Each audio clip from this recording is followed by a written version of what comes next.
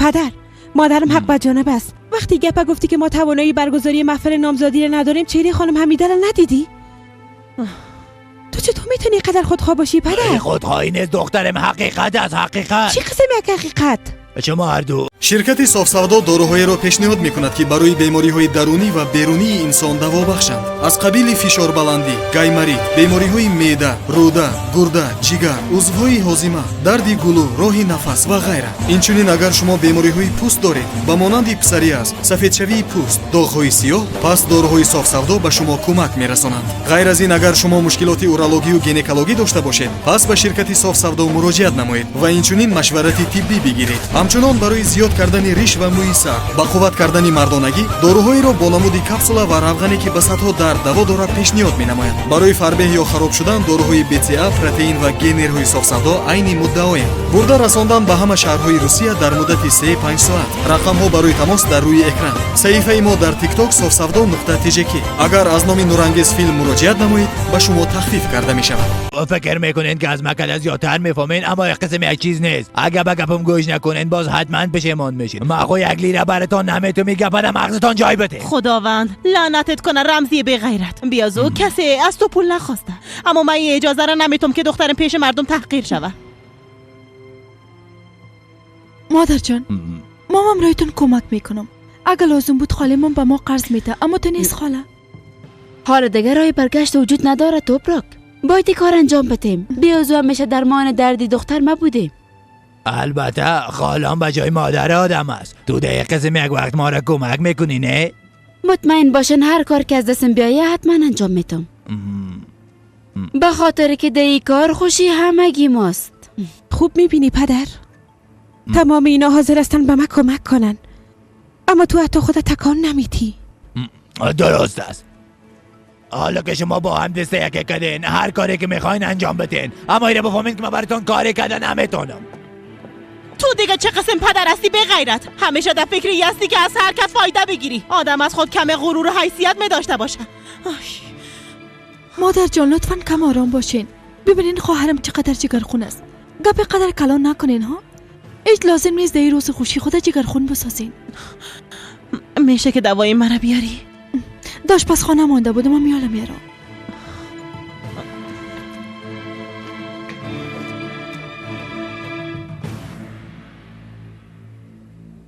میبینین پدرم چه قسم آدم است؟ چرا تعجب کردی دختر؟ همین که در اولین بار جواب بله گفت کل چیز فهمیدم. اما نباید ما را پیش اونای قسم تحقیر میکرد. حالا میترسم که پیش مردم آبروی ما بره. تو حالت چه باش و گپای مرا بشنو. شما خب با هم دیگه نامزاد شدین. فعلا نوبت ما از شریک. شما چی میخواین بگوین؟ این را خب میفهمی که امین عاشق منور است و او را بسیار دوست داره. دخترم نسبت به او علاقه داره. بچه‌م به خاطر او حتی مجبور شد خانه را ترک کنه. خب حالا از ما چی میخواین؟ تو همراه یوسف نامزاد شدی. او هم از برکت ما. حالا تو باید مرا کمک کنی که منور و امین با هم ازدواج کنن. چی؟ اما من چطوری کار کردم میتونم؟ با خدا من دیگه گپا نمیفهمم. وقتی همراه او بنیامین لوده جنگ کرده او را از خانه کشیدم، از تو چیزی پرسیدم ها؟ خودم به تنهایی او مشکل حل کردم. حالا تو هم باید همین کار کنی. شما واقعا عقلتان از دست دادین؟ نه خیر، هنوز از دست ندادیم. اما اگه بچم در مقابل چشمایم با مرگ تدریجی از بین بره، باز عقلم از دست میتم و تمام او اتفاقات، یعنی تمام بازی هایی که انجام دادی، ای که همراه جونیت نامزاد شدی، کلش دانه دانه به یوسف میگم.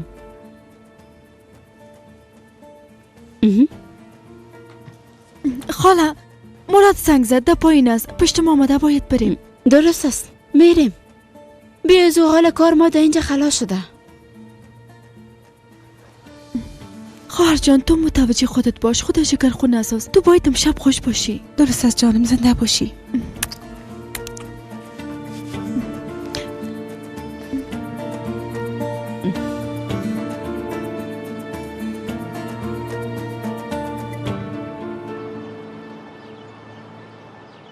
یولماز خان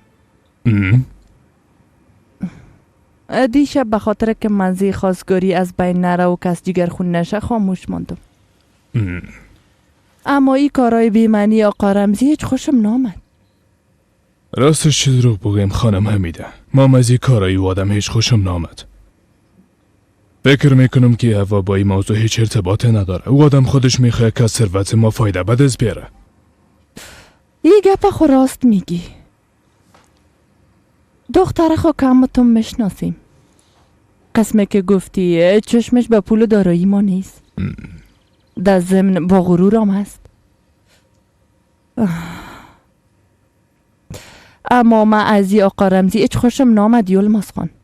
راست میگم. یادت رفته؟ وقتی که توپراک تازه به این خانه آمده بود، این آدم بدونی ای که به شرم خانه ما آمده و از ما پول شیر دختر خود خواست. حال هی فکر کو کسی که روزی دختر خود گرفته میتونه دیگه چی کارا را انجام داده میتونه؟ حق با توست خانم. او مرتشنه پول دارایی است.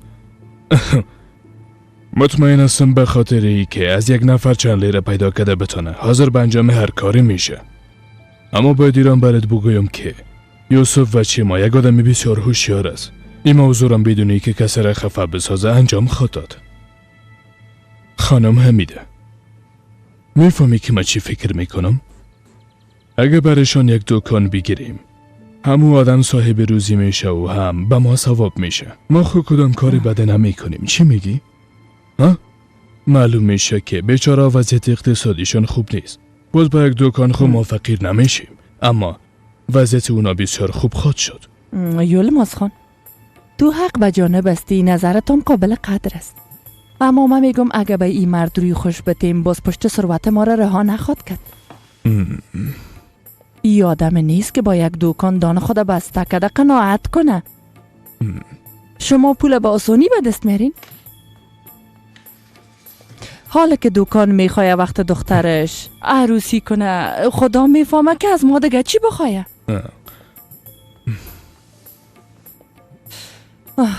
بیبی من چی میگم؟ این فقط یک پیشنهاد است. نظرت چیست که یک ما فقط نامه آماده کنیم یلماس خان؟ متوجه هستی که تو چی میگی خانم حمیده؟ هوش کنی که گپ بچه‌ت نشنوه. اگه از این گپ خبر شد باز از توی قسم خفه خواهد شد که در تمام زندگی امرت گپ نخواهد زد. ما هم دیگه نمیخوایم در باره چیزی بشنویم.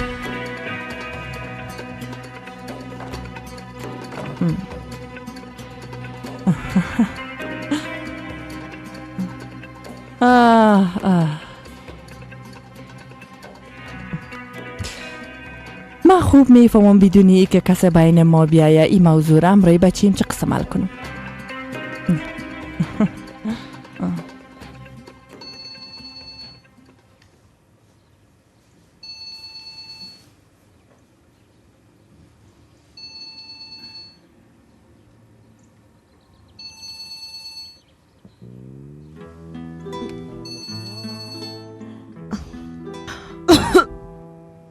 بله؟ صبح خیر. خوابخانه بودی جانم، تا حمل کده نتونستم زنگ زدم. نه من بیدار شده بودم. بس درست است. حالا دیگه آماده شو. کجا میریم؟ امروز به حیث دو نامزد با هم یک جا صبحانه میخوریم. درست است. من یالا میرم آماده میشم. خداحافظ.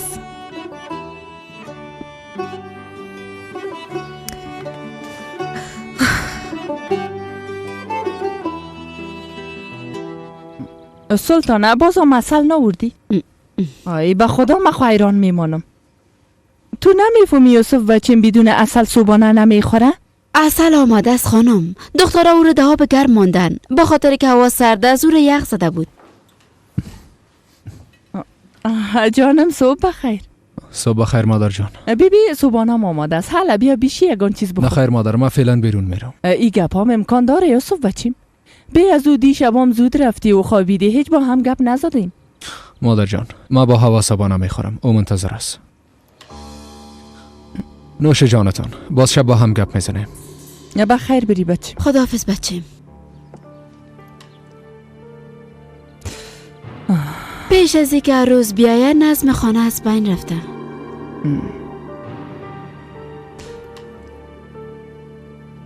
نظم خانه ما هیچ وقت از بین نمیره. تو متوجه کارت باش. لازم نیست اقا گپ ناق بزنی. من میرم که اصل بیارم. شاید آماده شده باشه.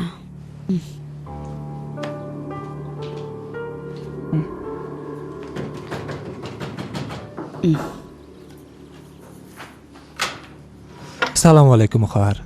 علیکم سلام، بفرمایین. ما آقا محمد کاردارم خانه است. بگوین فهیم از خودش میفهمه. صبر که ببینم خانه است یا نه. داخل بیا، داخل بیا. فقط که تابستان باشه همراه یک قسم یک لباس بیرون برآمدی. زنده باش بیادر. خواهر. برو اونجا بشی، برو. ما رفتم میبینم. خدایا شکرت که خوشی را به من دادی. صبح خیر. صبح خیر. چی گپ است؟ چرا یک بشقاب در روی میز ماندی؟ یوسف زنگ زده بود، گفت که پشت میایم صبحانه را در بیرون یک جایی میخوریم. دخترم به نظرت او گردنبند مقبول و قیمتی است؟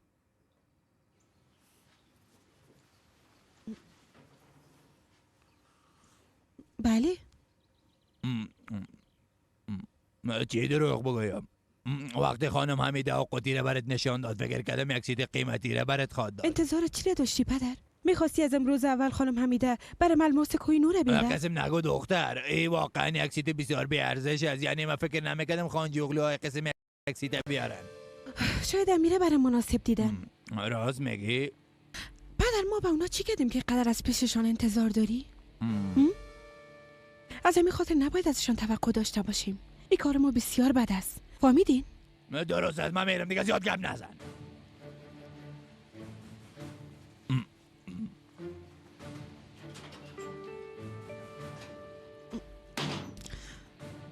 خدای تو برام صبر بده.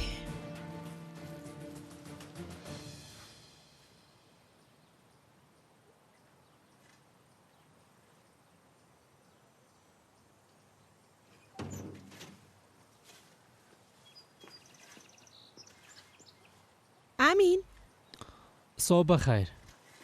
صبح بخیر. امروز بسیار وقت بیدار شدیم. هیچ خوابم نمی برد. شبم ناوقت به خانه آمدی. کم قدم می زدم.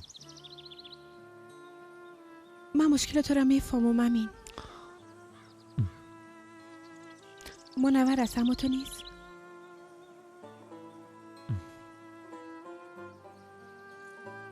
امین، بیبی کسی که درد خدا نگوید درمان یافتن هم میتونه.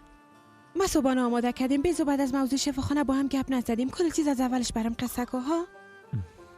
بانده هوا، کدام گپ قصه کنم؟ چیزی به گفتن ندارم. ایره با نمین بتش به من. اما قبس است. حالا بریم صبحانه بخوریم و کل چیز برام قصه کو. آره دیگه امین.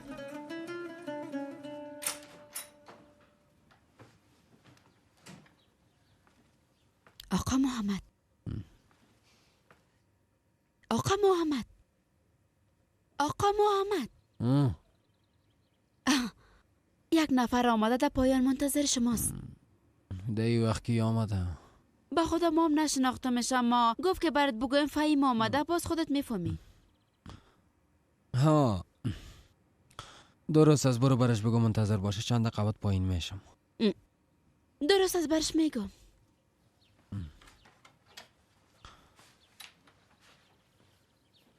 بی عقل دی وقت اینجا چی میکنه؟ شما راست میگفتین خانم حمیده. حال شیر ما کم زیاد شده. من خو گفته بودم هیچ لازم نبود که او قدر تشویش کرده و همه گیر ناراحت بسازی. شما راست میگین، اما فکر میکنم میبرش کفایت نمیکنه. توران درست سیر نمیشه. دخترم تو به شیر دادنت ادامه بده. نه شیرت زیادتر خواد شو، تشویش نکو. راستش ما میخواستم که در مورد توران امرایتان گپ بزنم. حالا خب ما متوجه توران میباشم و برای شیر میتم. اما وقتی که خواهرم با یوسف خان عروسی کنه باز دیگه متوجه توران خود بود.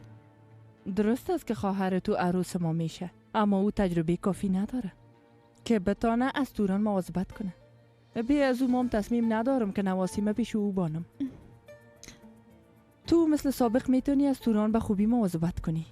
دیگه تو تشویش نکن. در وقت زمانش هر کار که لازم باشه به خاطر توران انجام خود دادم. شما راست میگین، اما من فکر میکردم وقت شیرم خشک شد به خود کار بپالم.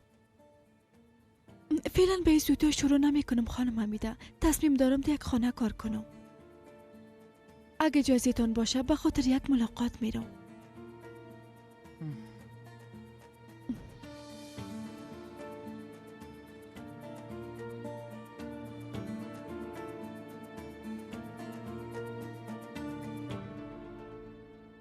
میفهمم که قلب تو به خاطر منور میتپه، اما قلب منورم به خاطر تو میتپه.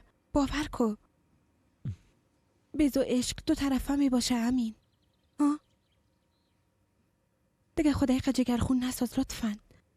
ببین من بعد از این امرایت هستم، براتون کمک خواد کردم. چی خود کردی خواهر؟ قبول داری که هر درد یک درمان داره، اما تو نیست. اما تو درمانی دردت در جای غلط جستجو میکنی. و خودم امرای یوسف گپ میزنم. اگه امرای یوسف خان گپ بزنی چی دغیر خواد کرد؟ منور دیگه نامزاد شده و حتی گوشم نخواد کرد. من دیگه او را بعد ساورده نمیتونم. تو چرا درباره این مسئله فکر میکنی؟ تشویش نکو. گفتم که گپ میزنم. توبه توبه. بعدن تو و منور پیشش رفته امرایش گپ بزنین. یوسفی رقم مسائل بسیار خوب درک میکنم. به نظرت قبول خواد کرد؟ اوف امین، البته که قبول میکنه. چایت سرد شد. بده که دیگه برات بندازم.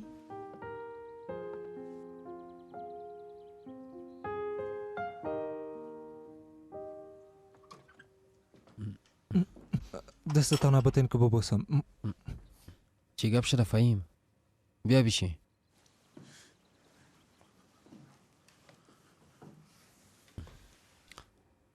خیریت باشه، بیا در کدام گپ شده؟ مرا ببخش آقا که دی صبح وقت از خواب بیدارتان کردم، اما هیچ تحمل کرده نتونستم، از این خاطر پیشتان آمدم. درست است، آرام باش، مشکلت بگو.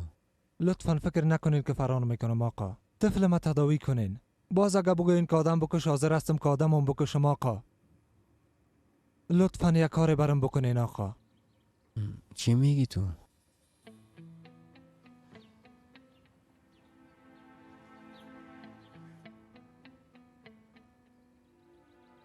درست است فهیم، آرام باش. بگو چی شده؟ در شفاخانه برش کنم مشکل پیش شده؟ بله امیگه، پس بیادر از برکت شما بچه ما در شفاخانه بستر ساختم. آقا محمد، او دکتری را که شما میشناختین زنده باشه بسیار کمک کرد، اما وقتی نتایج آمد باز ایره گفتن که تداوی بچه اینجا نمیشه. اما چرا؟ ایره دیگه نمیفهمم. گفت اگه توان داری بچه تا خارج از کشور ببر، اما ما پول ندارم. بدون شما از کسی دیگه کمک خواسته نمیتونم آقا محمد. یعنی او قدر مریضی جدی هست؟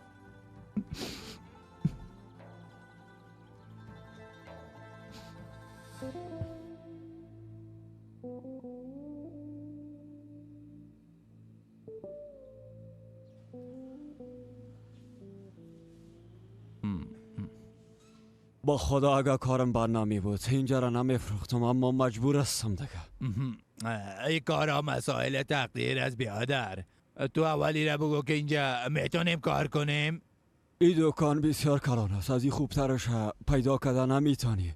البته مهمی است که چی کار میکنی. میخوایم راهنمای معاملات باز کنم، در چوکی نشسته پول بدست بیارم. میگن در این کار بسیار درآمد خوبیه. به خاطر این کار به دکان کلان چی ضرورت است؟ رفته یک جای خورده کرایه بگی، سر میزت یک تلفن بان، خیر و خلاص. وقتی گفتی دکان میبینم فکر کردم قهوه خانه جور میکنی. دکان هر قدر کلان باشه اما قدر خوب است. میخوایم دکانم در بین راهنما جوره نداشته باشه. تو توان خریدی را داری بیادر؟ راستش ما و تو خو از وضعم دیگه خوب خبر داریم. از دارایی و ایمان کسی دیگه خبر نمی داشته باشه. من همراه دامادم گپ میزنم. تو دکانم و کسی دیگه نشان ندی. فکر کنم من اینجا را خریدم.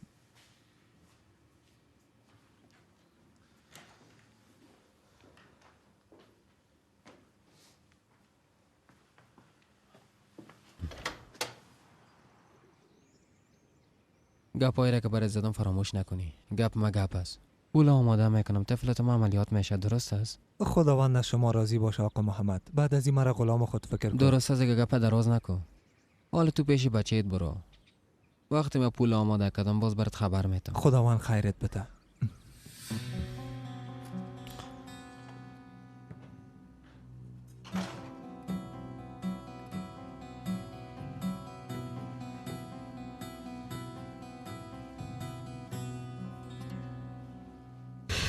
محمد آدمی نیست که قسم خرج به کسی برسه. صبر که سلطانه، حتما کاسه زیر نیم کاسه است.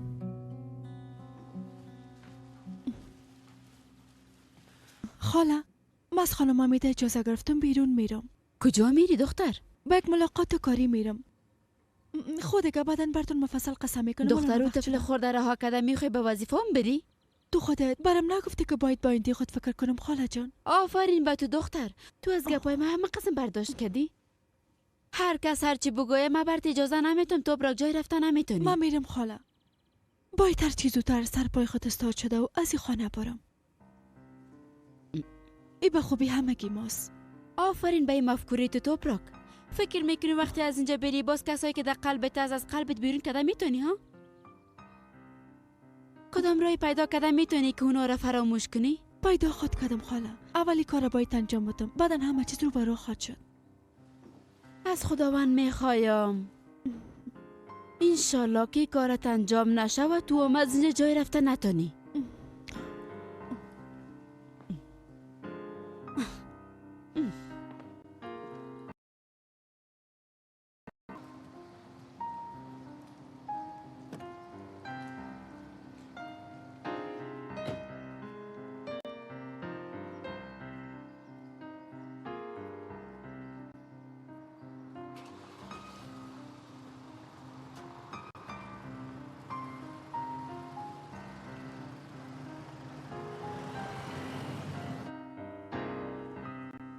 دای کار ماهر هستی، معلوم میشه.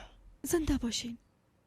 قسمی که گفتم کارمند قبلی ما حامل است. دمای پنجم وظیفه را رها میکنه. اگه تو درست یک ماه قبل از رفتن او بیایی خوب میشه. کارای خورده او برات یاد میده. این قسم با مشکل مواجه نخواد شدی. راستی تو متأهل هستی؟ یعنی طفل خود داری یا نه؟ حال تو را به کار میگیریم باز فردا اگه بگویی میرم باز با ما مشکل خلق میشه. من متأهل نیستم. یعنی دوای طلاق باز کردیم. طفل مام فوت کرده. زندگی سرت باشه دخترم. زنده باشین. پسی وظیفه را برات تبریک میگم.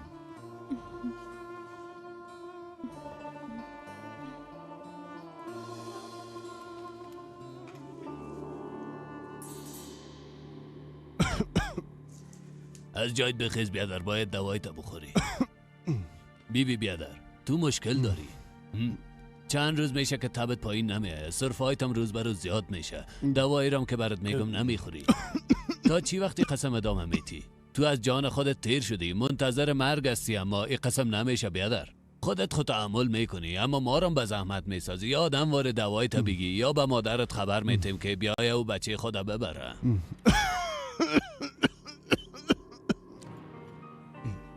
خوش آمدین. سلام، صبح بخیر. صبح بخیر.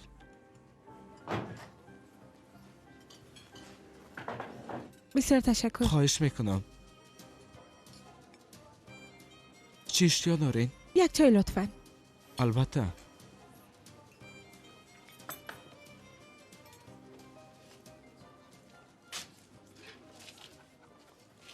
بسیار تشکر. زنده باشی. خوش آمدی. خوش باشی. نه وقت خانه کدم نه؟ نه، ما ممیال آمدم. ای با تو است. بسیار تشکر. بسیار مقبول است. تو مقبول تر هستی. ای چی است؟ ای ما و تو دیشب اولین قدم زندگی شریک خدا برداشتیم. میخوایم یام تا هنگام پیری تکیهگاه ما باشه. بیبی شاید خوشت بیایه.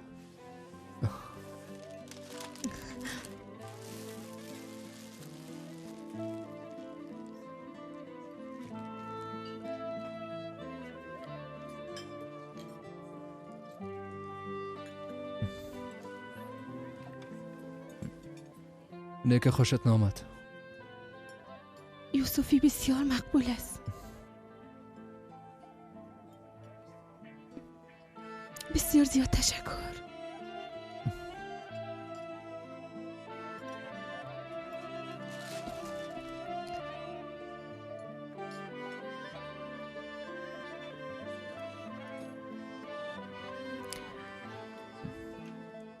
میفهمی هر صبح در وقت از آن از خدا سپاسگزاری میکنم به خاطری که ما را به هم رساند. میخوایم تمام عمرم در کنارت باشم. و جزی دیگه چیزی نمیخوایم. انشالله.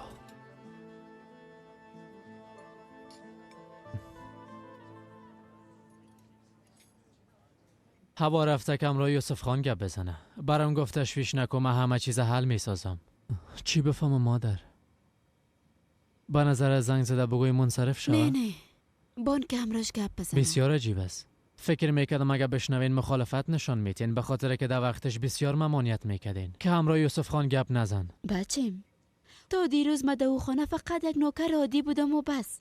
اونا مورد مقابلشان هیچ فکر میکردن. اما حالا با خانجوغلوها خیش هستیم. یا از برکت است. اگه زحمت های من نمی بود باز هوا و انگشتر در خواب میدید. حالا بهش اجازه بده که این موضوع رو حل بسازه. زحمت های ما خواهف نشه. به نظرتان این موثر خود بود مادر؟ ها؟ با سپری شدن این همه وقت فکر کنم که یوسف خان قبول کرد، اما به نظر شما منور قبول خواهد کرد؟ من خود هیچ مطمئن نیستم. تو هیچ تشویش نکو بچیم. منور به زبان میگه که نمیخوایم، اما او تمام روز در کنج خانه خون گریه میکنه. او تو را فراموش نکرده بچیم. راست میگین؟ البته که راست میگم بچیم. به میزودیا به هم خود رسیدین. انشالله انشالله مادر جان.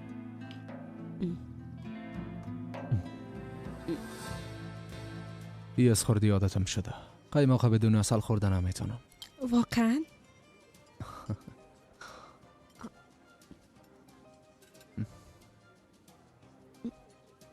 بسیار تشکر، مزه‌دار است. نوش جان.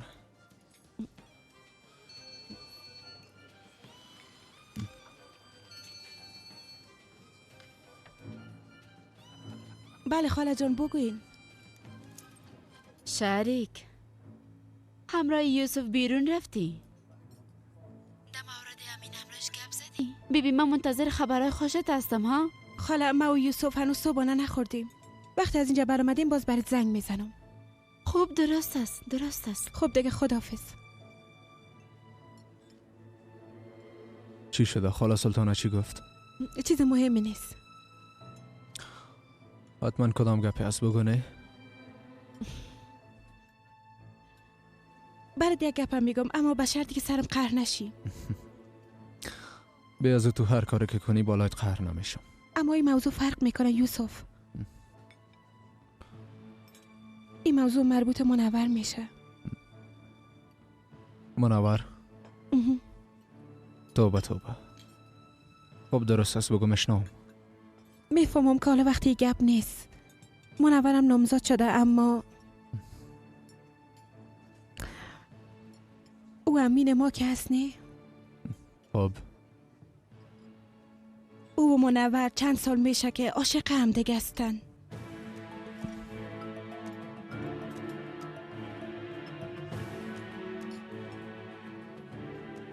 اما از ترس به تو چیزی گفتن نتونستن یوسف.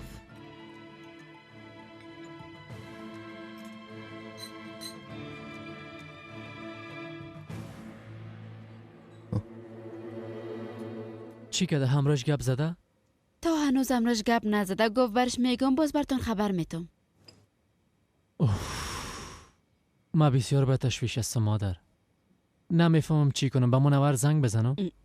بچم ضرورت نیست که دختره به تشویش بسازیم. ببینیم که یوسف چی میگه. صبر داشته باش. ما حال خانه میرم، کار دارم. اما همین که خبرش تو را در جریان میمانم. درست است؟ یک قسم لبروت کشال نگی دیگه. کل چیز خوب خواهد شد. بچه مقبول مادر. من دیگه رفتم.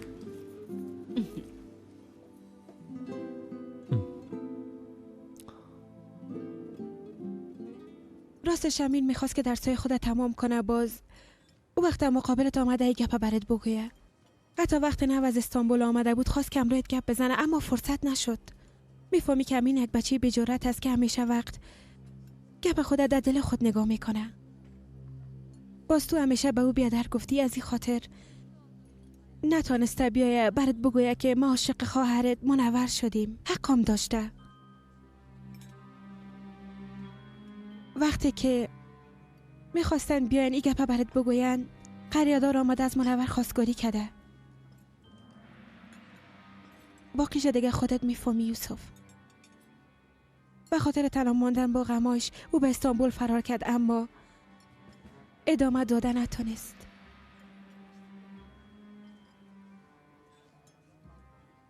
یوسف تو بالم قهر شدی؟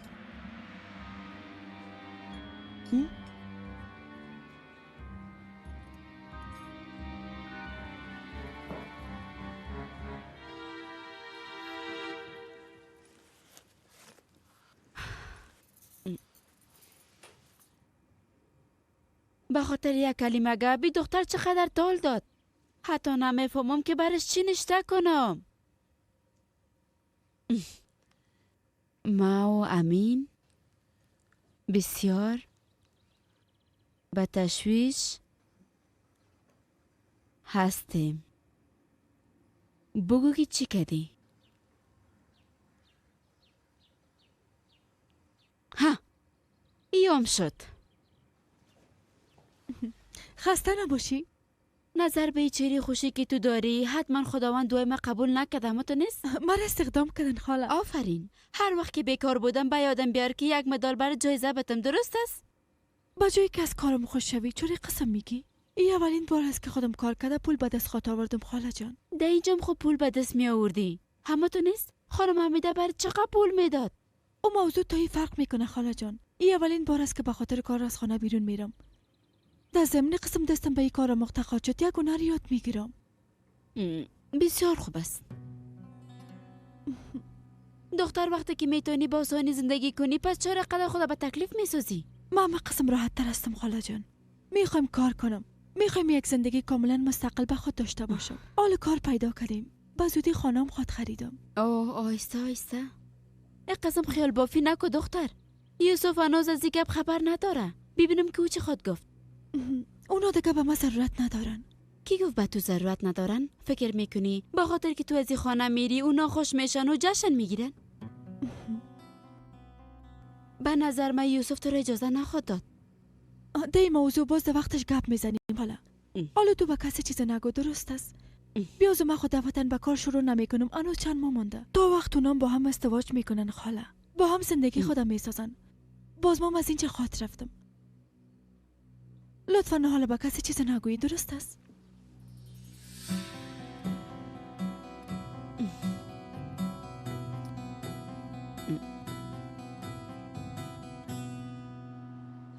تو هم اینجا پایین میشه متونست؟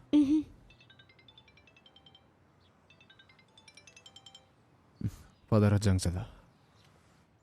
بله پدر. چطور هستی داماد، خوب هستی؟ خوب هستم، شما چطور هستین؟ خدا را شکر خوب هستم. با تو یک خبر خوش دارم داماد جان. ما یک دکان پیدا کردیم. موقعیتش بسیار خوب است. نرخش هم خوب است. صاحبش به پول نیاز داره، میخوای او را بفروشه. گوش کن چی میگم پیش از اینکه ناوقت شوه یک دفعه ببینش. نظر چی است؟ خب باز گپ میزنیم. بیاز ما با پدرم هم در این باره گفتیم. در یک وقت مناسب من براتون خبر میتم. درست است. من منتظر خبرت هستم بچیم. خودیگه روز بخیر بچیم. با شما. پدرم چی گفت؟ چیز مهمی نیست. یوسف بگونه میخوایم بفهمم در مورد چی گپ میزدین. اگه ایر از پدرت بپرسی بهتر خواهد بود. درست است؟ درست است. تو ناربان. خدا به زحمت نساز، ما به دست مراد روانشان میکنم. درست است. بسیار تشکر. با امید دیدار.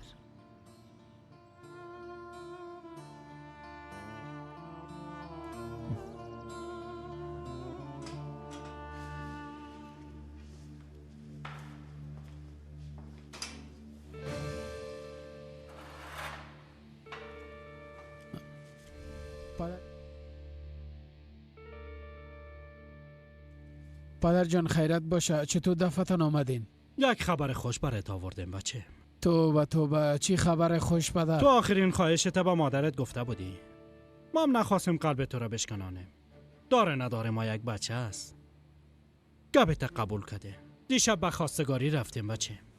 پدر جان شما جدی میگین؟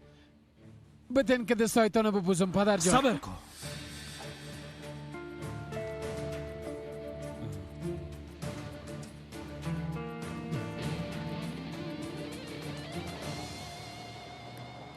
هوا ایلیف چطور هستی؟ خوب هستم. او یوسف خانجی اغلو نبود دختر جان؟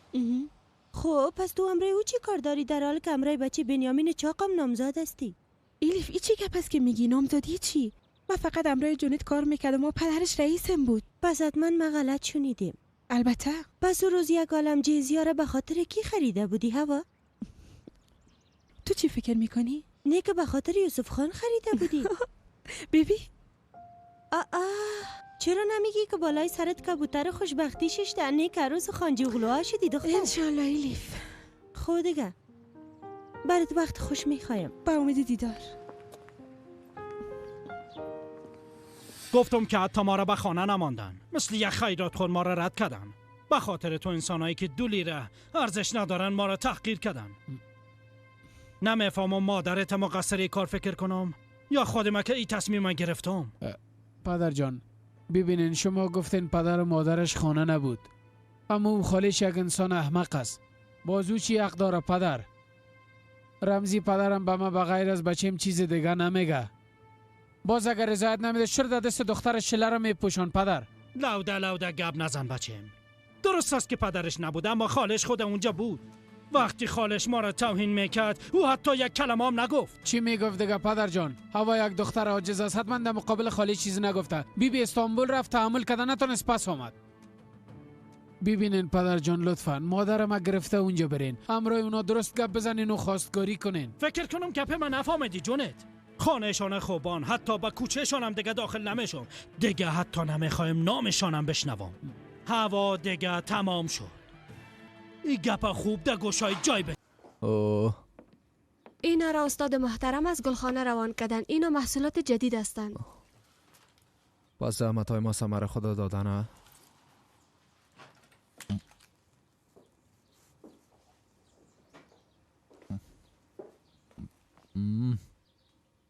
مزهش کاملا مثل سابق است. تا مزی بگینه؟ بسیار تشکر آقا. امروز مدیر عمومی بازاریابی مربوط به اتحادیه مارکت از استانبول میآیند. امروز شما ملاقات میکنن یا محمد خان؟ محمد ملاقات میکنه.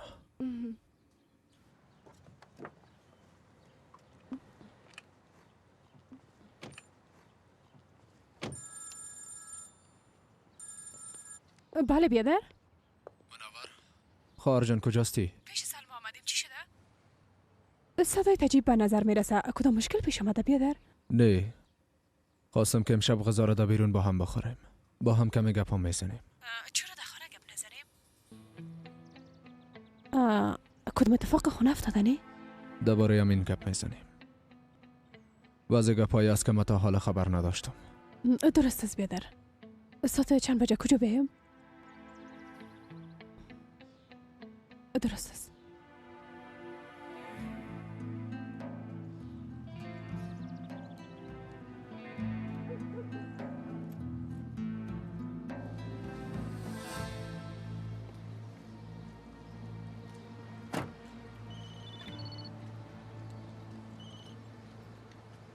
بله؟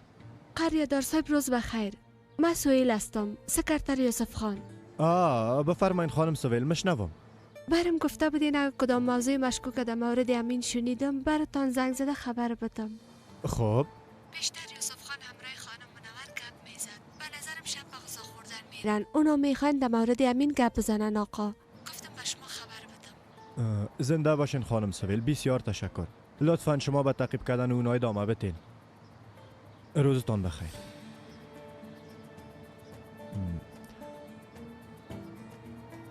باز تو چی نقشه داری منور؟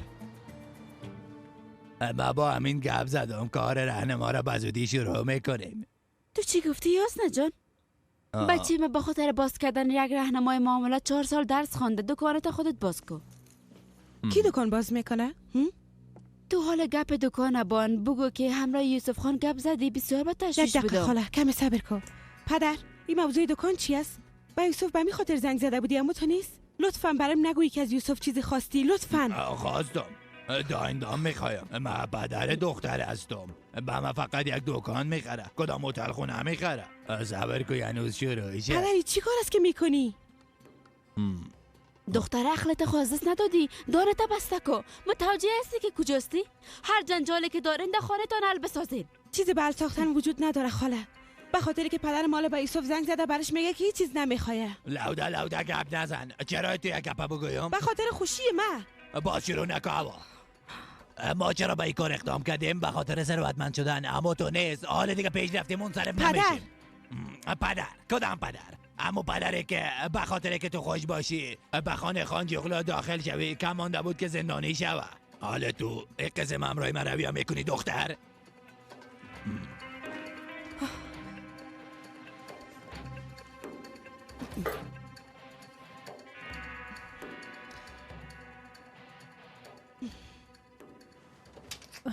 خدا را شکر که خانه هستی.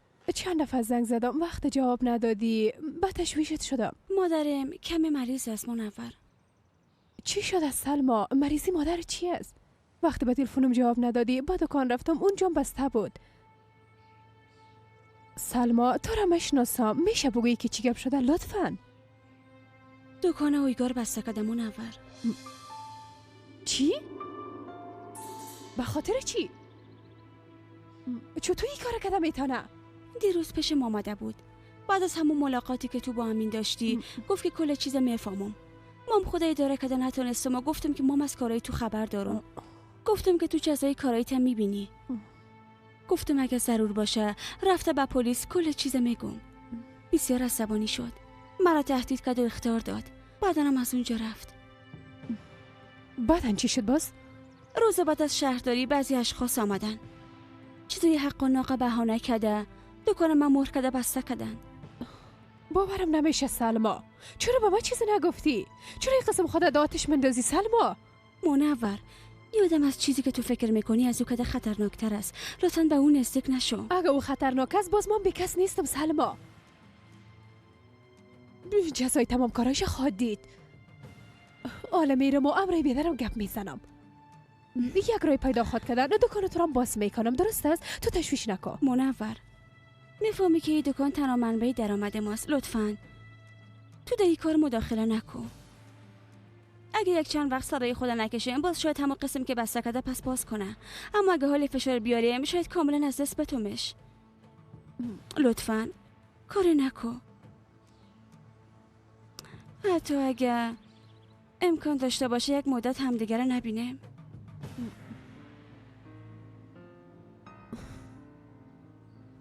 درک میکنم سلما. هیچ نمیخواستم که قسم شوه. تو یگانه دوستم هستی جانم. تو هم یگانه دوستم هستی.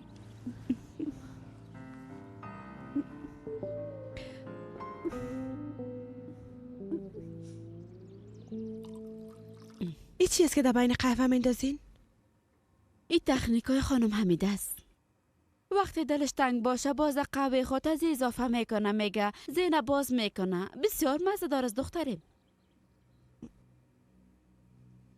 بسیار شرمنده شدم خاله. فقط خدا میفهمه که یوسف والد مورد ما چی فکر میکنه. دختر گناه تو چیست؟ این کارای پدرت است. اگه تنها یوسف می بود گپی نبود. یلماز خانم خبر داره. وقتی در تلفن صحبت میکردن شنیدم.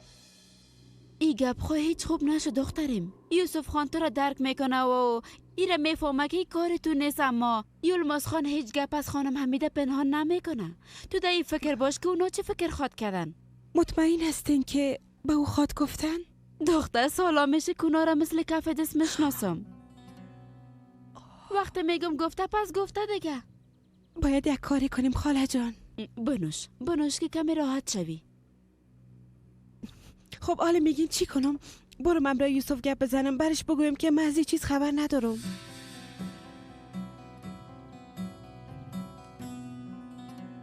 اجازه بدین محصولات جدید ما رو نشان بدم. ببینین که از مسئولات قبلی ما چقدر فرق میکنه؟ و خدا بویش خوب بسیار خوب است. ببینین پدر. بیادر.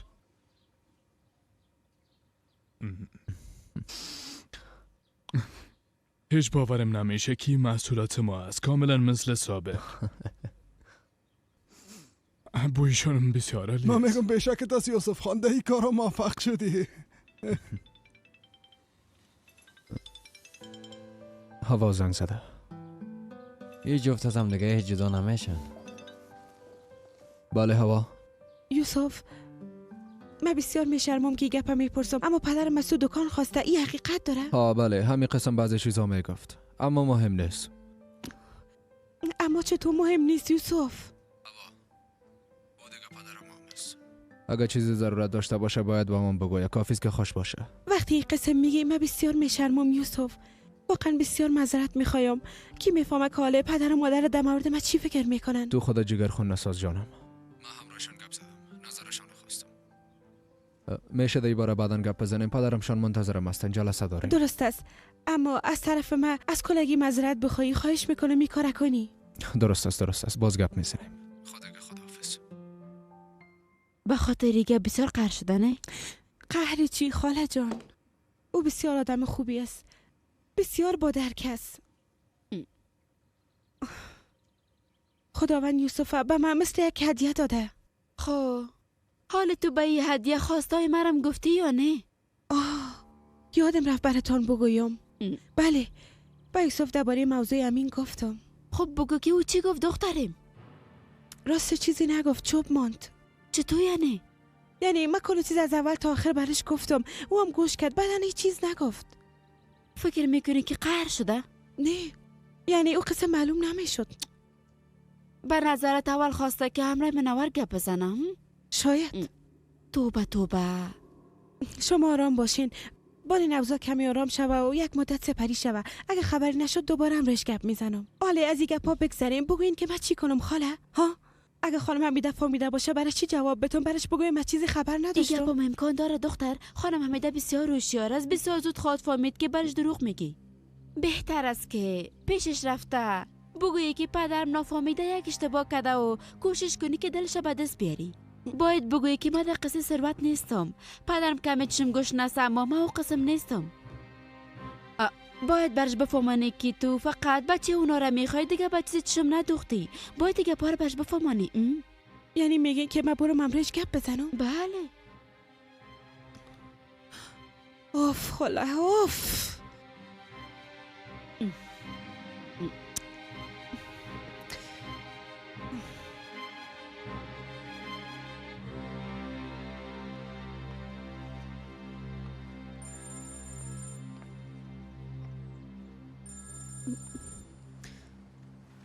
بله؟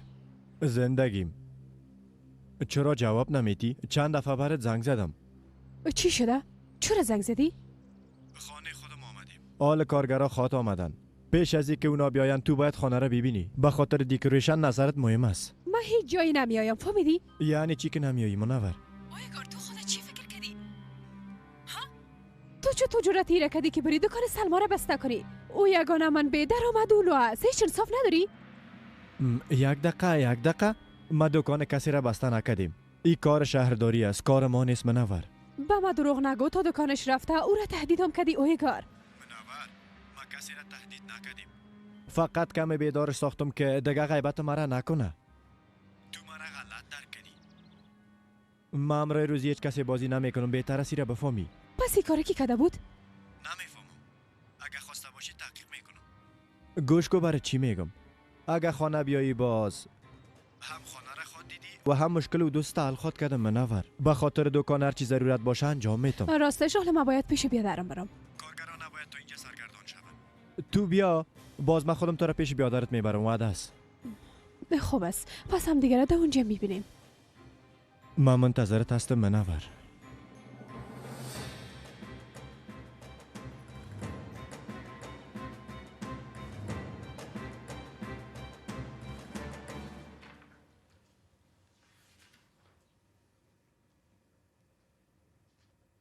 مادر جان داخل آمده میتونم؟ هوا جان بیا جانم بیا. در مجله طرحهای نو می دیدم. به زودی عروسی خود کردین.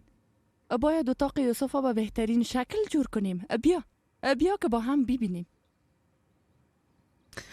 زنده باشین مادر جان، بسیار تشکر. بیز اومده ای باره نمیفهمم. هر کدامشه که شما انتخاب کردین امو درست است. جانم، تو چقدر با اصول هستی. ایره پوشیدی؟ خوشت آمد دخترم؟ بسیار ظریف و مقبول است مادر جان، بازم بسیار تشکر. خواهش میکنم. یک دانه بود که نگینای کلان کلان داشت. گفتم تو دختر بسیار سنگین هستی. شاید او خوشت نیایه، این انتخاب کردم. بسیار مقبول است، واقعا خوشم آمد مادر جان. زنده باشی. خب بگو که چرا آمدی؟ من میخوایم در مورد یک موضوع امرایتان گپ بزنم. مشنوم، بگو دخترم. پدرم یک کار اشتباه انجام داده. نمیفهمم که شما خبر دارین یا نه. تو در مورد همون دکان گپ میزنی اما تو نیست؟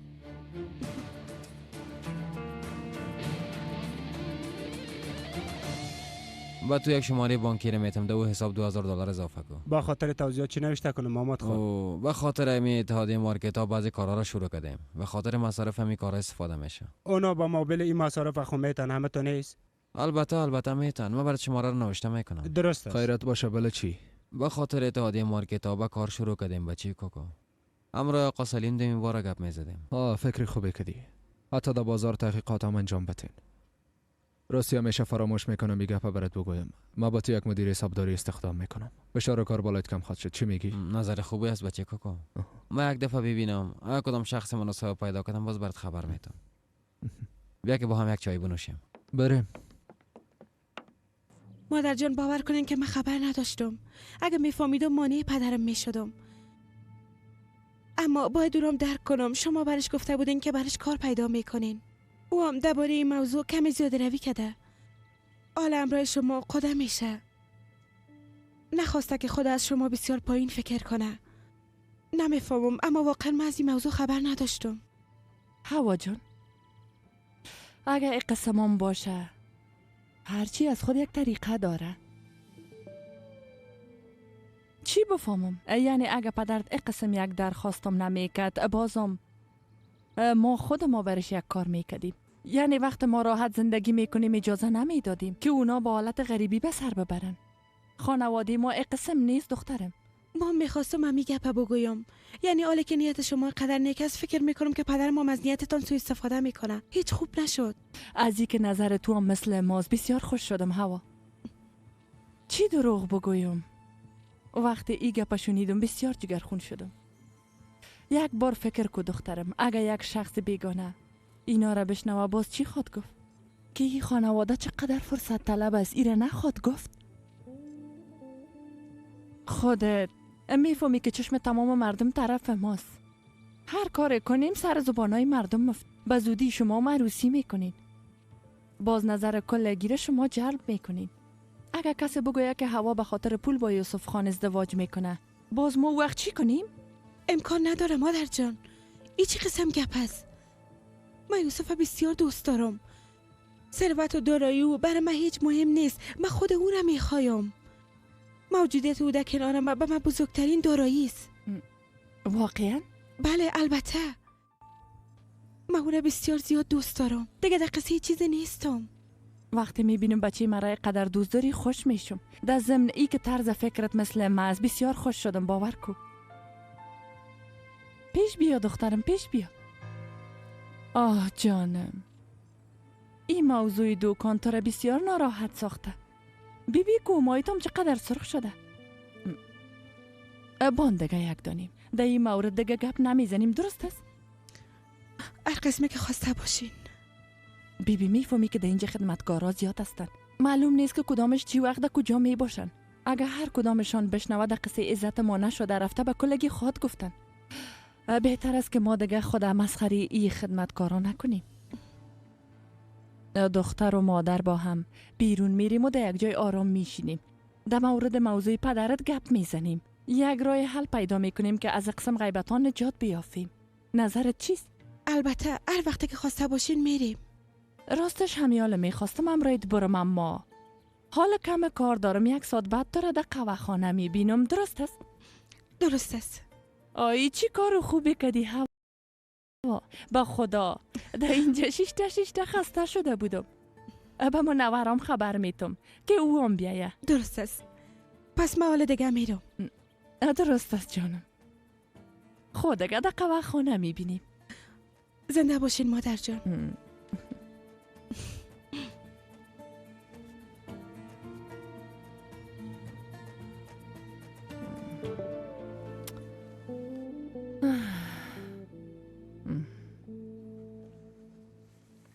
خواهر جان. تو اینجاستی؟ بله، امرای خانم حمیده گپ میزدم. اگه کارت خلاص شده باشه میشه کمه با هم گپ بزنیم. درست است. پس بیا با اتاقم. درست است.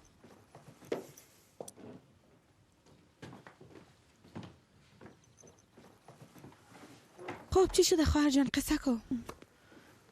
خواهر دیروز پیش مادرمشان نخواستم بپرسم اما دیروز خانواده جونیت اونجا چی میکردن خواهر؟ تو گفتی که موضوع دیگه خلاص شده اما جونیت کی مرا آرام میمانه. دیگه هیچ مشکلی ندارم که حالا امروز جنجال کنم. امروز 50 دفعه زنگ زد جواب ندادم. هنوزم زنگ زده میره. باید سیم کارت ما تبدیل کنم.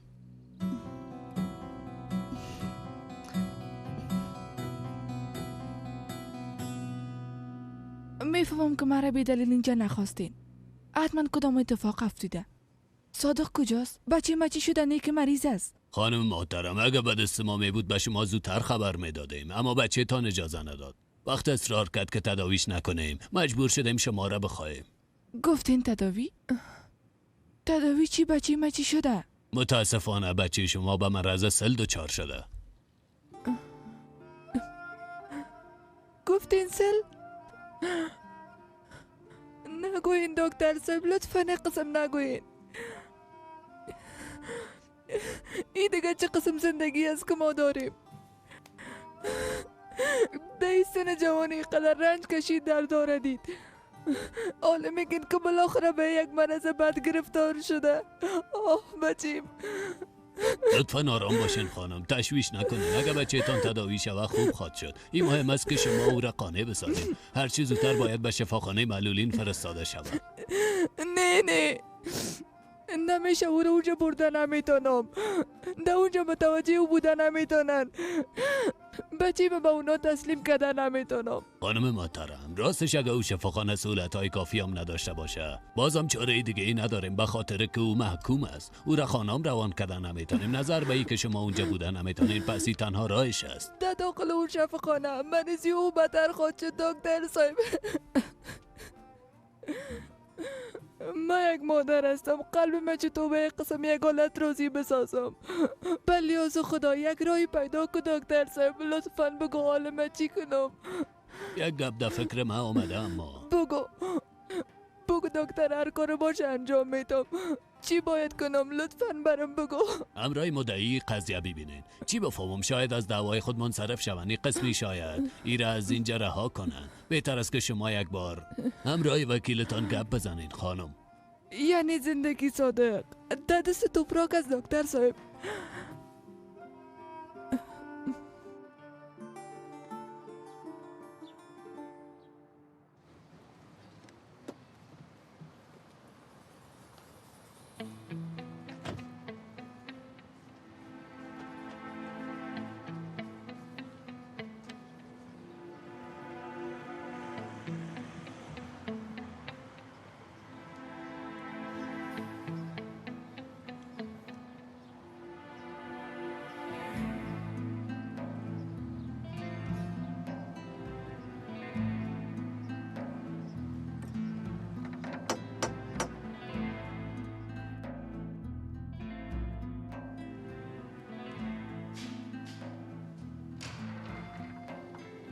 زندگیم خوش آمدی.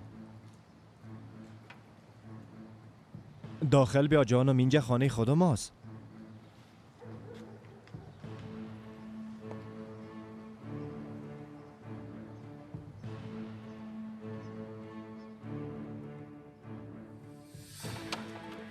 یک کم پیشتر امرای کارگرا گپ زدم. در راه هستن. اگه خواسته باشی تو و خانه را ببین منور.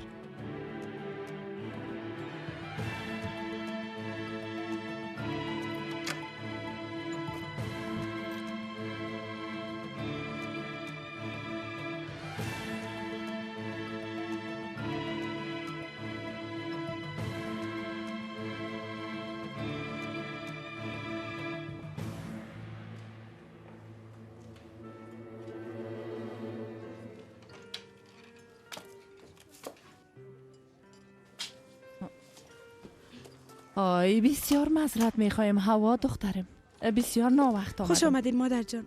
ببخشید دخترم، اما کارم بسیار طول کشید. به خدا زیاد وقت منتظر ما نور ماندم. فکر کنم تو هم زیاد منتظر ماندی. گفتم حالم میایه. بالاخره برام گفت که همراه بیادرم به غذا خوردن بیرون میرم. واقعا چقدر خوب.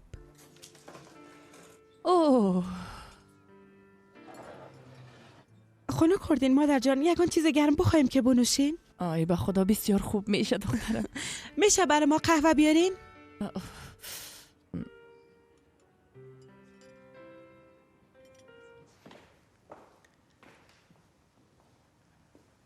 چطور است منور؟ خانه نو ما خوشت آمد؟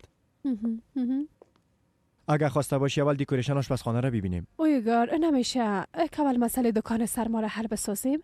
برات گفتم که حلش میسازم دیگه، چرا قدر اصرار میکنی؟ بی در خانه خود ما هستیم.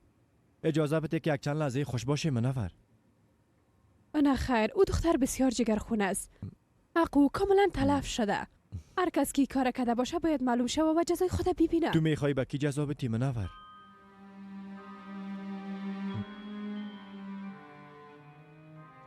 پس کار تو بوده همه تو نیست؟ خدایا من چقدر احمق هستم. چطور به تو باور کردم ها؟ اثر ریم پس شو. کجا میری منور؟ به تو مربوط نمیشه اویگار. دویده پیش بیادرت میری؟ در مورد ما تمام گپا را برش میگی، باز ببینیم که بیادرت چی میکنه. اینقدر آسان نیست خانم کوچک. تو هیچ جای رفتن نمیتونی. تو مانع من شده نمیتونی.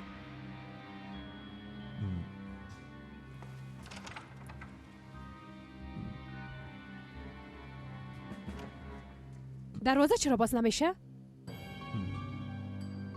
چرا قفلش کردی؟ بیبی ما فقط میخوایم از اینجا بیرون برم، درست است؟ لطفاً اجازه بده که پیش بیادرم برم. رفتن نمیتونی. اجازه نمیتم که پیش بیادرت بری منور جان. این گپ دیگه از کجا شد اویگار؟ فقط ما با هم غذا میخوریم.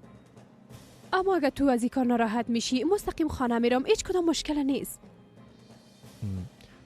تو مرا طفل فکر کردی و میخوای با این گپایت مرا بازی داده از اینجا فرار کنی، اما تو نیست. در پیشانی من لوده نوشته شده چه تو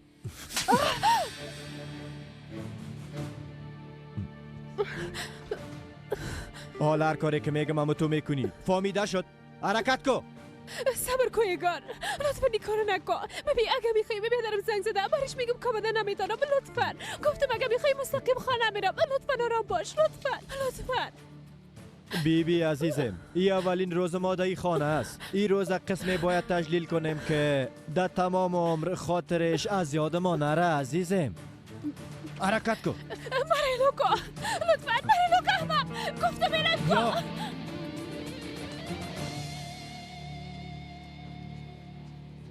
چیزی میخواین یوسف خان؟ منتظر خواهرم هستم اما تا که بیایه یک نوشیدنی برام بیارین.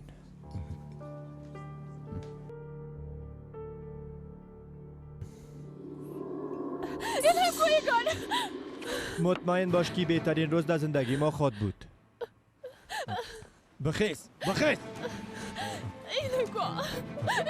چی شده؟ چرا قسم میلرزی؟ نیک از ما ترسیدی جانم. چند یاد نگویگان الهیم کو. بسیار خفه شدم. انسان از شوهر خود میترسه ها؟ برات گفتم الهیم کو.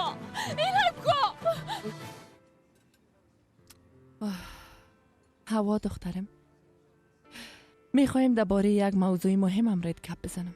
بفرمایین.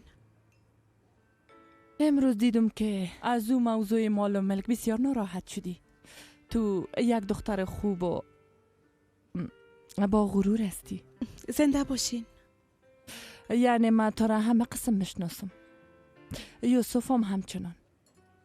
هر دوی ما بسیار خوب میفهمیم که چشم تو از مال دنیا سیر است.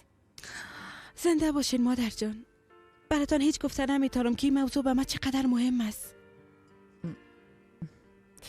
قسمه که گفتم این گپ من میفهمم اما مردم نمیفهمن. من نمیخوایم که عروسی شما 2 نفر با گپای حق و ناقه هر کس آلوده شود. اگر این قسم شود باز مزی عروسی کاملا از بین میره. بینتون جدایی خواهد آمد دخترم. من هرگز نمیخوایم شما از هم جدا شوین و کسی رام نمیمونم که شما را جدا کنه و اجازه هم نمیتم.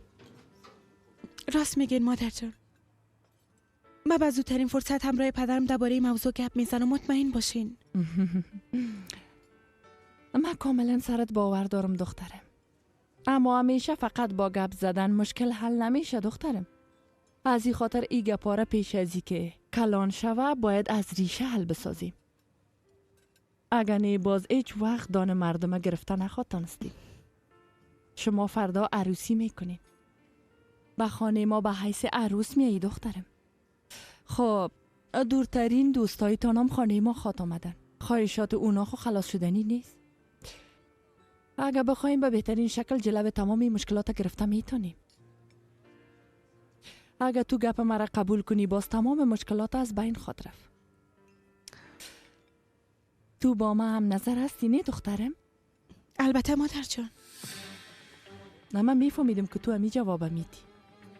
از همی خاطر پیش وکیلم رفتم و تا به این مشکل یک راه حل پیدا کنم.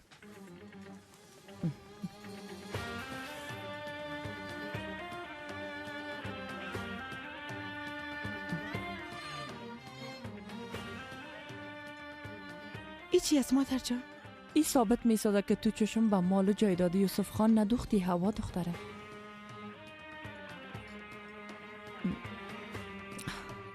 به خاطر که دوستش داری امرش عروسی میکنی.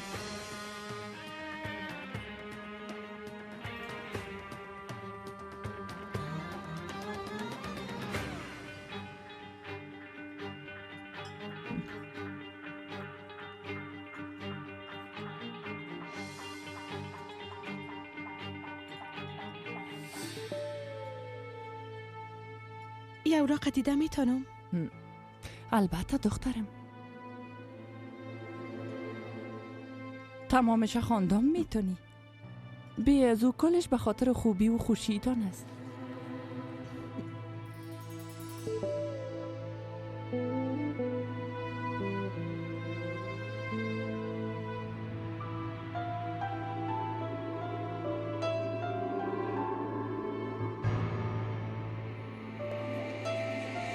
اگه اخرت به کار بندازی ده این خانه ملکه خواد شدی. نه مثل ما به خدمتکاری عمر تیر خواد شد و نه مثل مادرت با عشق. تو حتی میتونی به تمام جایداد یوسف خان دسترسی پیدا کنی. ها اگه میخوای که ملکه شوی باز به تخت پادشاهی نه بلکه به قلب پادشاه باید داخل شوی.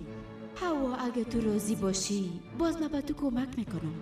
کلید قلب یوسف خان در دست ماست. این خانه قلب کاپودوکیاست دخترم. کسی که صاحب خانه شوه صاحب تمام کاپودوکیا میشه. خلاص شد. یعنی که خلاص شد. بازی ما دیگه خلاص شد. ها تو گفتی و ما باور کردم که خلاص شد. اقدر آسان نیست دختر. اقدر گناه را به خاطر ارواح پدر کلانم خود مرتکب نشده. به خاطر که پدر مال به یوسف زنگ میزنه برش میگه که من هیچ چیز نمیخوایم. اما پدره که به خاطر تو خوش باشی و به خانه خانجی اغل آبوری کمانده بود زندانی شوه. امرای جونیت احمق رو برو شدم. حالا تو یک قسم امرای من روی هم میکنی دختر.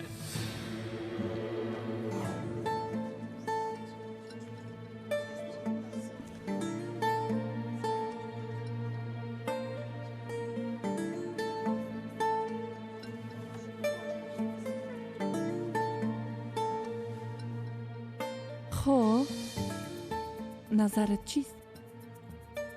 میخوایی که امضا کنی یا نمیخوایی دخترم؟ فقط یک امضا.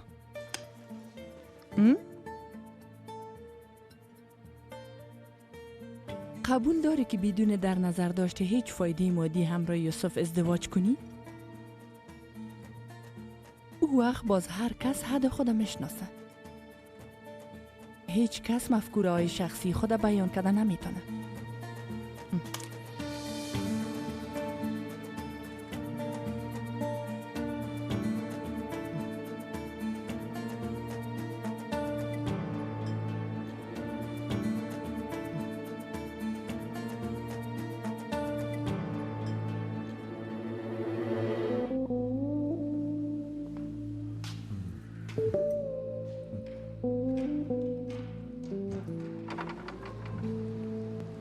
شام بخیر.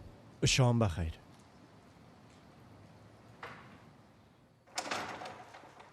بسیار ببخشید، در بالا بودم، صدایتان نشنیدم. خواهش میکنم. فکر کردم که کار دارین آمده نتونستین، زنگ مام جواب ندادین. میخواستم پس برم. حق با شماست. شما را تا اینجا به زحمت ساختیم، اما هنوز در مورد آشپزخانه و امام تصمیم نگرفتیم. هیچ مشکلی نیست. در این مورد با هم گپ خود زدیم. من برایتون کمک میکنم. آقا عمر، ما و منور با هم به توافق نرسیدیم. در موضوع دکوریشن ذوقهای ما از همدیگه فرق میکنه. اجازه بدین که ما به یک نتیجه برسیم. باز برتان زنگ خود زدیم. درست است؟ هیچ مشکلی نیست آقا. البته هر قسم که شما بخواین. خود به زحمت نسا زندگی. حالا که آقا تا اینجا آمده بفرمایین داخل برن. شما با خیال راحت میتونین که تصمیم بگیرین. معلوم میشه که خانم محترم با ذوق شما موافق هستن. شما هیچ تشویش نکنین. ما امشب امروی آقای گار تمام مسئله را حل ساخته پیشنهاد خود به شما خواد گفتیم. خب خسته نباشین. منور در وقت شب تنها خانه نرو. کمی صبر کن، تو را میرسانم. لازم نیست ویگار. میازو امروی متر خودم آمدیم. شبتان بخیر.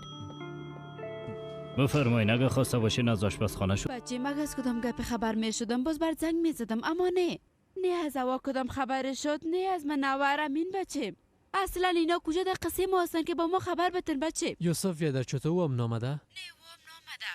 خانم امیدم بیرون رفته. فکر کنم کلشان دسته یکی که از خانه فرار کردن.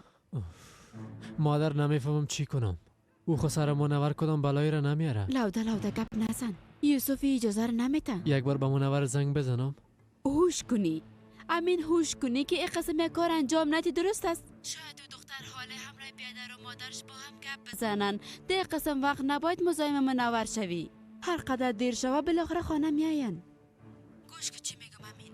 اگه ما از کدام گپ خبر شدم باز برات حتما زنگ میزنم، اما پیش از اینکه ما برات خبر ندادم کوشش نکنی که با او تماس بگیری. درست است؟ سلطانه پنار، شما کجا هستین ها؟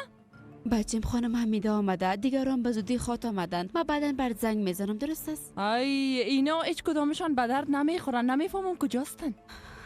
خانم حمیده مصروف غذا پختن بودم، از او خاطر نفهمیدم. حالا ای گپا را بان برم یک قهوه آماده کو. قسمی که خوش دارم آماده کنی سلطانه. همیال آماده میکنم. شما بسیار خوش معلوم میشن، مثل که لاتریتون برآمده. هنوز نبرآمده، اما به زودی میبرایه. حالا دیگه قهوه را آماده کو، ما میایم.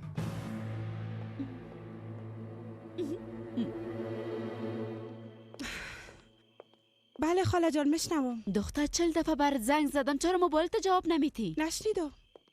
خب حالا بگو که چی شده؟ چی شده؟ هوا بعد از اینکه تو این موضوع منوره به یوسف گفتی هر کس به نوبت از خانه بیرون میرن. منور هنوز خانه نامده. خانم حمیده هم همیال آمد. از یوسف خود تا حال هیچ خبری نیست. به ما کل چیز راست بگو دختر. نه که تمام خانجی غلوها به مکه رفتن و میخوایم منوره به همین نکاح کنن. شما تشویش نکنین خاله. یوسف در این باره هنوز به کسی چیزی نگفته. تو از کجا میفهمی دختر؟ شاید که یوسف به مادرش گفته باشه. باز ما در وجود خانم حمیده یک آرامش خاص را دیدم. اونا بسیار خوش معلوم میشدن. بایدم خوش باشه. اوف خاله براتون چی بگویم که از خاطر پدرم سرم چی بلایی که نامده. چی شده دختر؟ زود برام بگو که چی شده. راستش در تلفن گفتن نمیشه. آمدم نمیتونم چون از پیش حمیده خانم امیال جدا شدم. خواهر خانم حمیده شما را کار دارن. شریک تو کوشش کن که آرام باشی. درست است؟ ما بعداً بر زنگ میزنم. فعلا آرام باش. اوف درست است.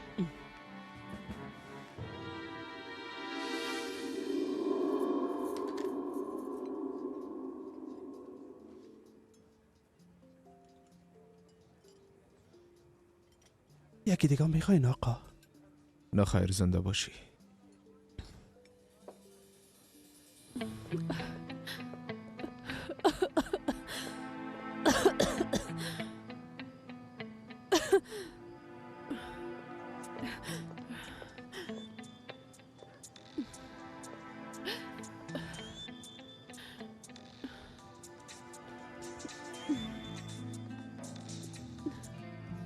بیادر کجاسی خواهر جان؟ 1 ساعت میشه که منتظرت هستم. اما میخواستم پیش تو بیایم بیادر، اما نمیفهم دفعتا چرا صحتم خراب شد. خب پس حالا کجاستی؟ ما پیشت میایم و تو را پیش دکتر میبرم.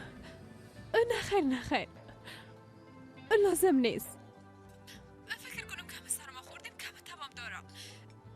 میشه که خانه بیایی با هم در اونجا گپ بزنیم؟ درست است خواهر جان، تو خانه برو، ما زود میایم. میشه حساب ما را بیارین؟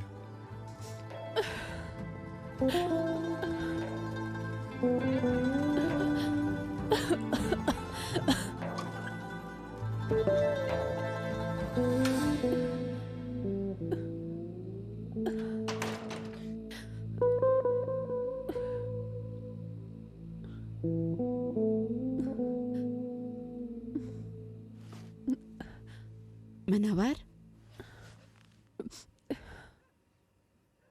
شام بخیر خاله.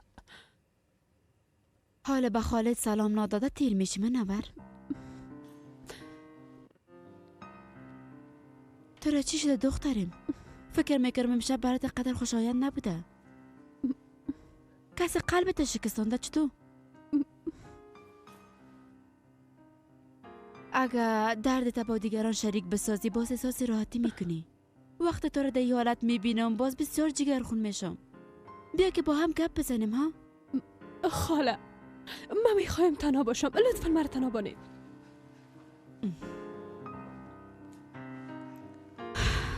مادرش دیگه خواب و خیال است، دخترش دیگه خواب و خیال.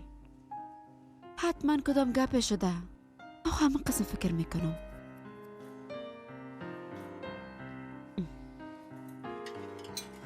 میخوایم تنها باشم خاله.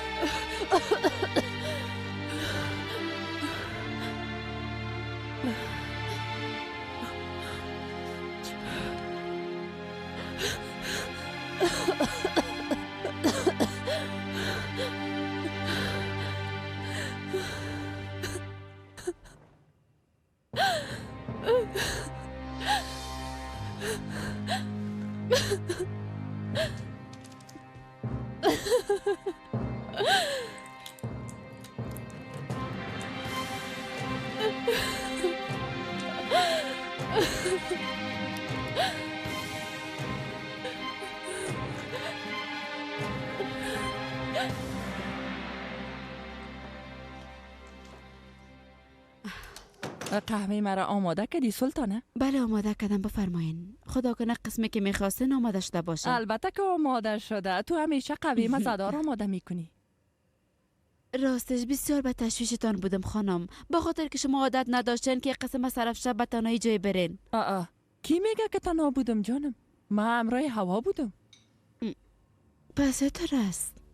یعنی که شما با هم در مورد کارهای نامزدی گپ میزدین؟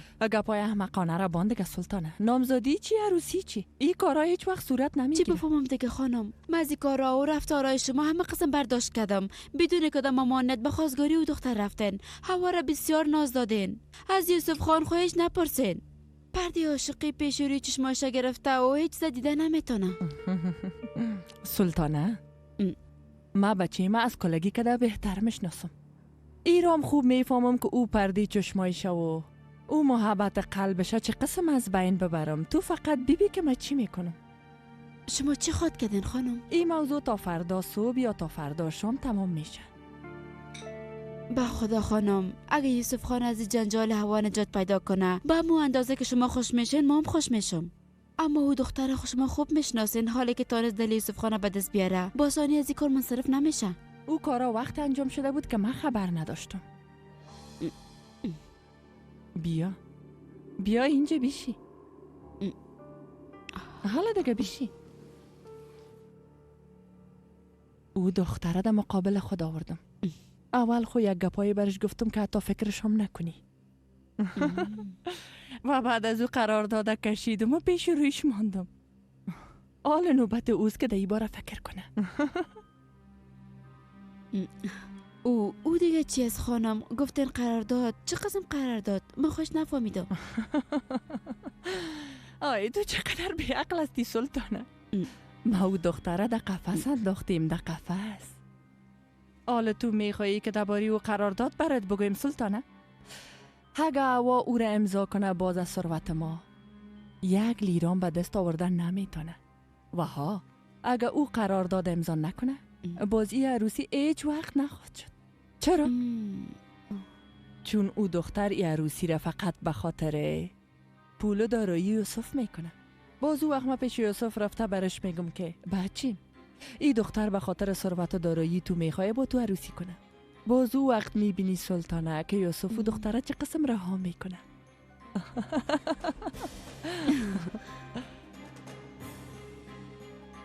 اگه او رو امضا کنه باز چی؟ چرا اینقدر گپای جالب میزنی سلطانه؟ خودت این گپا نگفتی که دین و دنیای این دختر پول است؟ پس امضا نمیکنه. آها این همی جای نشانی. هوا قرارداد امضا نمیکنه.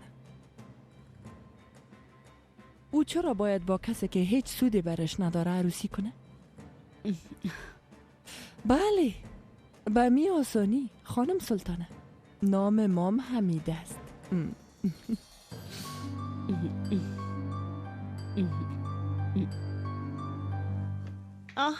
تو آمدی دختر مقبوله؟ آمدم مادر جان آمدم. تو در پشت چی را پت میکنی؟ هیچ. این هیچ یک دفعه بته که ببینم. از شما چیز پت کردن همیشه. دکتر به خاطر معاینات توپراک بعضی اوراق داده بود. اینا همو اوراق هستن. توپراک مرا کدام چیزی شده؟ نه خیر تشویش نکنین، او را چیزی نشده. توپراک از شفاخانه مرخص شده بود. این اوراق رسمیش است، فقط همین. خوب است دخترم، کمش نکنی. لباسای ما تبدیل کنم میایم کمکتان میکنم. درست است.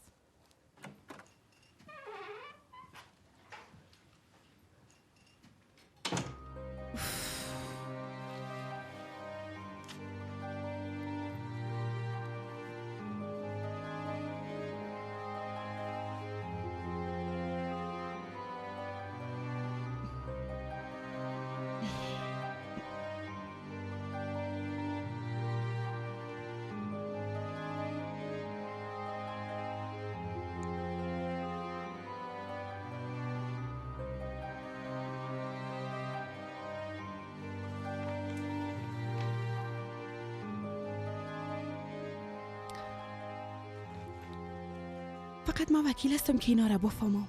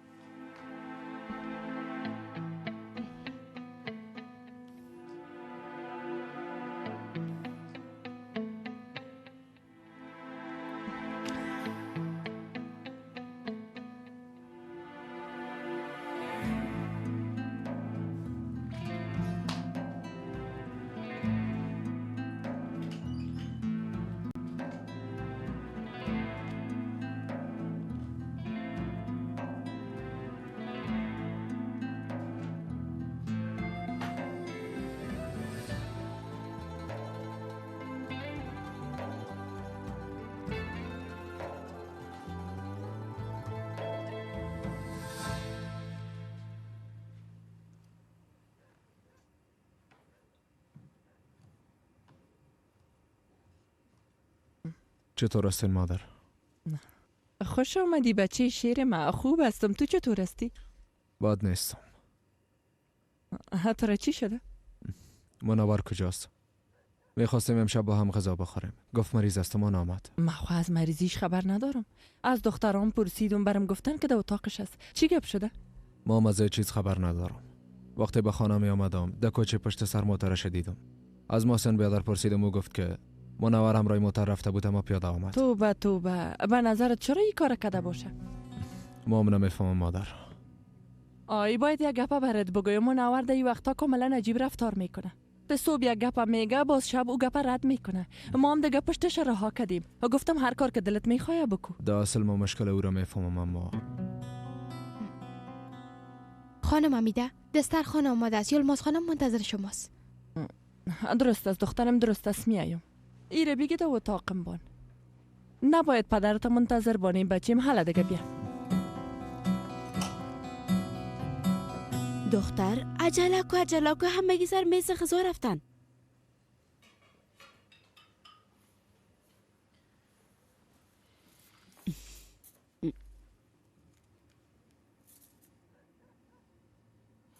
بله شریک. میشنم خاله.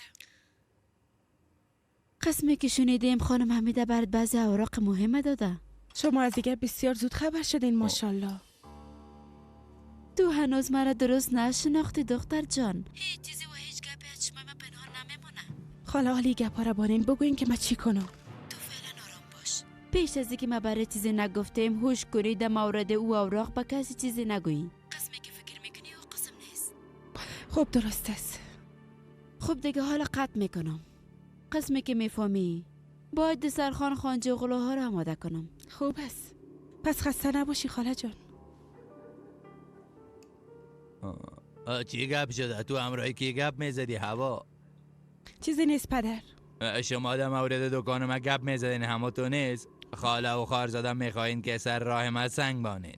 اوف پدر، اصل تو همیشه با این کارهای بی‌معنی سر راه ما سنگ میمانی و مانی کارهای میشی. حتی سنگ هم نه بلکه صخره میمانی. بازم من مجبور ساختی که فکر کنم و یک راه بر نابودی صخره پیدا کنم. دخترم تو حال سر ما قهر میشی. درست فکر نکرده آینده را ندیده به ما گپ میزنی، اما وقتی که دکانه ببینی به من حق میدی. یعنی همین که یوسف بله بگویه باز من رئیس راهنما میشم. بعد از او با خانجی اغلی ها دست ثروت و دارایی مسابقه خود دادیم. راست میگی پدر، راست میگی.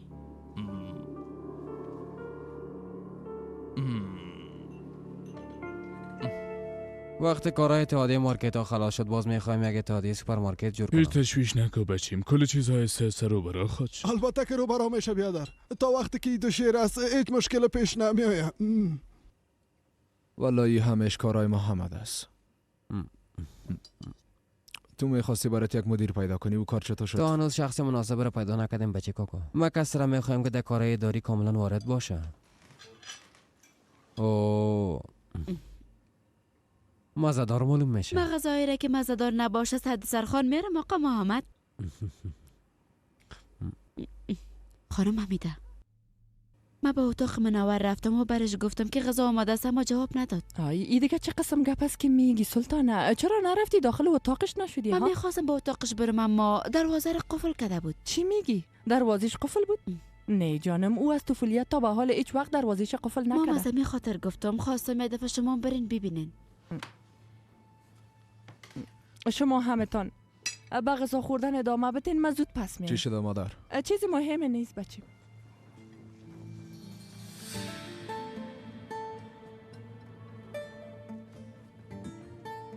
توبه منور، دخترم لطفا دروازه را باز کو. یک دفعه از کلکین سیل کو. پرده را کش کده. منور سلطانه، تو مطمئن هستی که او در داخل است؟ گروپ اتاق روشن است. باز اگه در بیرون باشه دروازه را چرا قفل کنه؟ او هیچ وقت تو یک کار نمیکرد. خانم حمیده، وقت منور خانه آمد وضعیتش هیچ خوب نبود، کاملا رنگش پریده بود. من برش گفتم بیا که با هم گپ بزنیم، برم گفت من میخوام تنها باشم. با اتاقش رفت، بعد از او دیگه هیچ ندیدمش. آی خدایا، یوسف به من همه قسم گپا را گفته بود.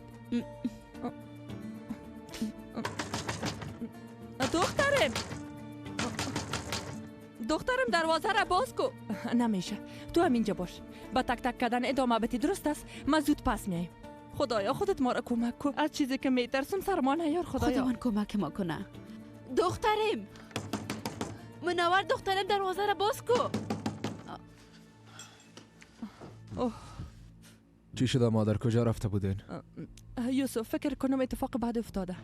با اتاق منور رفته بودم که اینجا بیارمش، اما دروازهش قفل است. بسیار تک تک کردم اما جواب نداد. شاید خوابیده باشه. خوابی چی یلماز خان؟ بلیاز خدا، تک تک کرده دروازه را میده کردم اما جواب نمیده. این دیگه چه قسم خواب است؟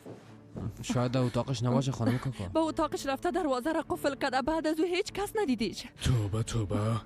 او خدایا قلب من درد گرفت یلماز خان. آرام باش خانم، قسم همه گیره ور خطا نسا. دختر منور جان، دختر دروازه را باز کو. منور دروازه را باز کو خواهر جان.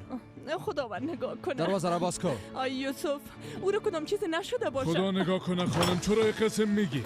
منور چی شده خواهر جان؟ آی دختر وقتی در اتاق هستی چرا صدایت نمیکشی؟ کم مانده بود قلبم استاد شود. توبه کردم خدایا.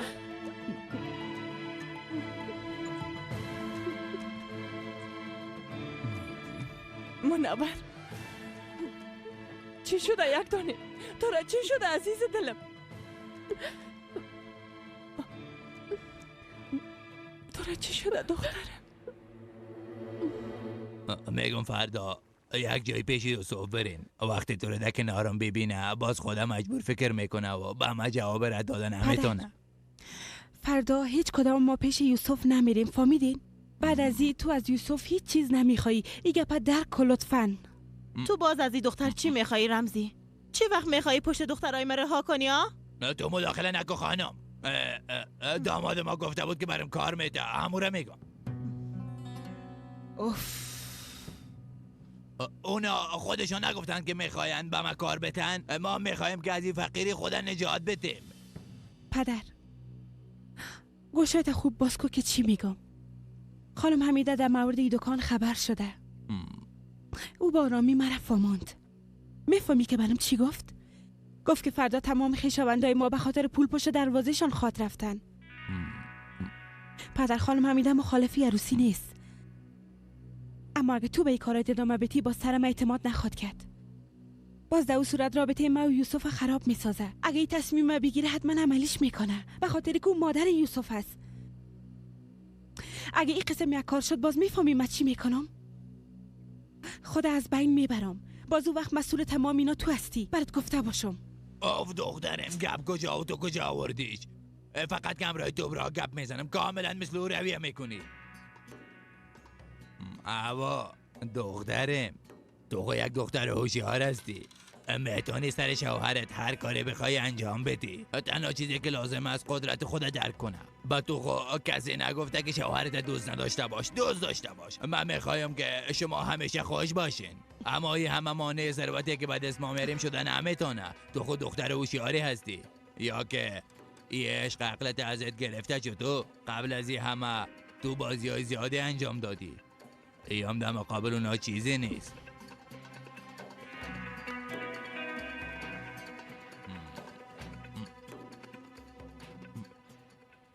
بنوش دختر، کم آب بنوش. حالا دیگه دختر بنوش. منور. خواهر جان برام بگو که چی شده.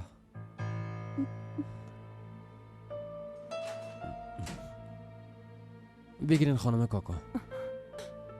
صبر کو بچه. یوسف والش تبان. مشکلش چی بوده کاکا؟ چی بفهمیم؟ او هنوز با ما هیچ چیزی نگفته. قربانت شوم. دخترم، دخترم. منور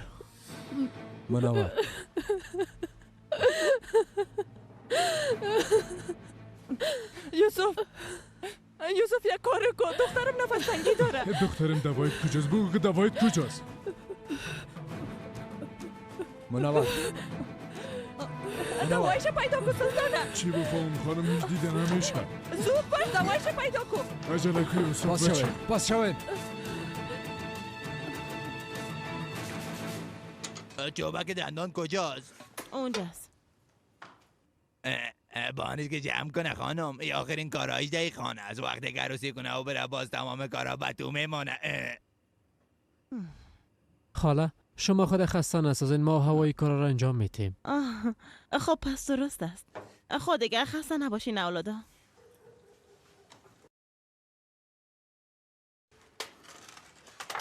هوا ها چی شده؟ همراه یوسف بیادر گپ زدی؟ گپ زدم. خب بگو چی شد؟ هیچ عکس العملی نشان نداد. چطور عکس العمل نشان نداد؟ یعنی هیچ چیز نگفت؟ یوسف در باره هیچ چیز نگفت. کاملا چوب ماند. توبه توبه. بعد از شنیدن این گپا تو میفهمی که او چی فکر میکنه هوا؟ خب به نظر من یوسف کمی عصبانی شد، اما درست نفهمیدم. این قسم نگو. شایدم عصبانی نشده باشه. امین باور کن من هیچ چیز نفهمیدم. به نظر من بهتر از کل چیزا به زمان بسپاریم. اگه خبری نشد با زمرا یوسف دوباره گپ میزنم. من خب فکر نمیکنم که کار نتیجه بده، اما نباید امید خود از دست بدیم. امید مرا منور از بین برد هوا. من دیگه قدرت جنگ کردن ندارم. درست است من گناهکار هستم به خاطر که همراه یوسف در گپ نزدم، اما منورم کار درست نمیکنه. نباید همراه او نامزد میشد. باید یوسف در قهر شود. کل چیز خوب میشه امین. به من باور کن. لطفا خود دیگه جگرخون نساز. اگر این مام جگرخون میشم. من کم هوای تازه میگیرم. درست است. متوجه خودت باشی.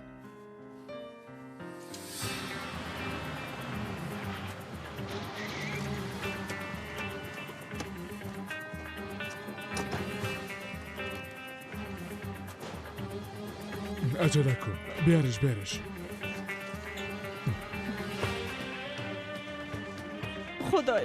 خدایا خودت دختر من کمک کن. خانم آرام باش که حال خودت چیزی نشه. برو.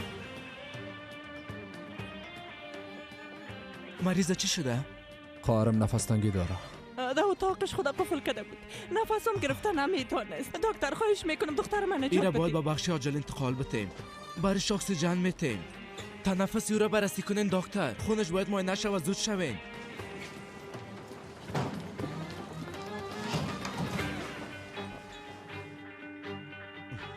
بابا دست نزن. پس شو. بابا دست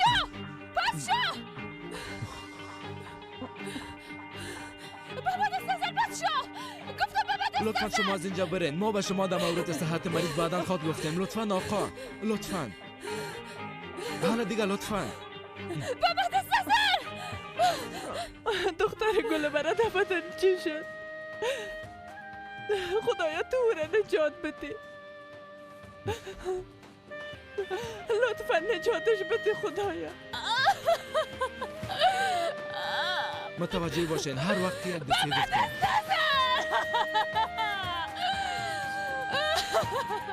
بابا دست نزن.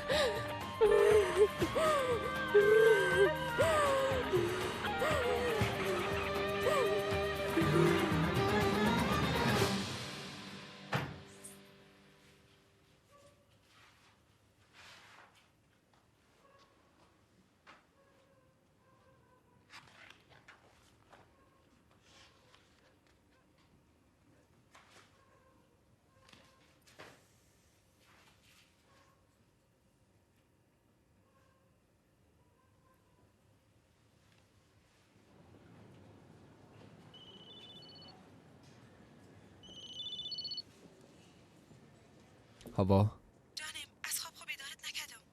نه خیر نخوابیدیم. میخواستم در مورد یک موضوع امروز گپ بزنم. میشه بعداً گپ بزنیم هوا. ما فعلا در شفاخانه هستیم. چی؟ کسی را چیزی شده؟ منور مریض است. حالتش خوب نیست. او را چی شده؟ خواهرم نفس تنگی داره. شفا باشه یوسف. با کدام چیزی ضرورت دارین؟ حالا کجاستین؟ بگو که ما هم بیایم. دی وقت شب از خانه بیرون نشو. باز فردا بیا. ای خدا. وضعیتش حالا خوب است؟ خوب نیست. اما خوب خواهد شد انشالله. درست است. بازم شفا باشه یوسف.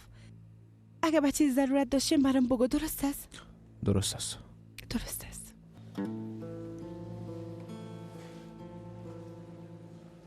حسن جان اگر شما میخواین خانه برین معلوم داره است که باید تا صبح اینجا منتظر باشیم. هیچ لازم نیست که تمام ما اینجا ناراحت شویم. این گپم امکان داره بیادر. منور خود دختر مام است. او را اینجا رها کرده رفته میتونم. کاکا ما میرم و یگان چیز گرم میارم، درست است؟ هیچ لازم نیست بچیم. بانندگی کاکا، پس ما چرا اینجا هستیم؟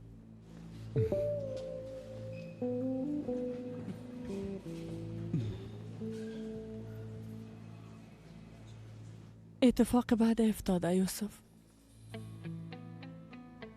بسیار اتفاق بعد افتاده اما با ما چیزی نمیگه. مادر جان هیچ اتفاق نفتیده اگه یا گپ باشه بازت من به ما میگه. آرام باشین. هیچ وقتتون نشده بود. خدا میفهمه که سر دخترم چی آمده. زندگی لعنتی.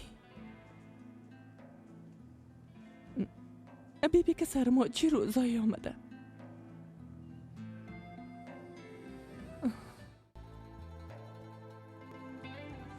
مادر شاید او نمیخواسته همراه اویگار روسی کنه. ما فکر میکنم و کس دیگر دوست داره. تو در مورد همین گپ میزنی؟ اما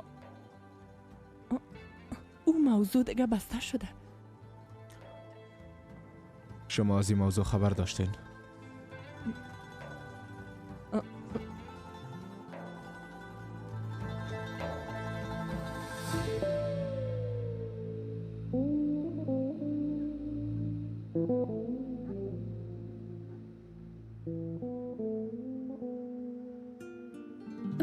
تو باید امرای بیادن و گپ بزنی.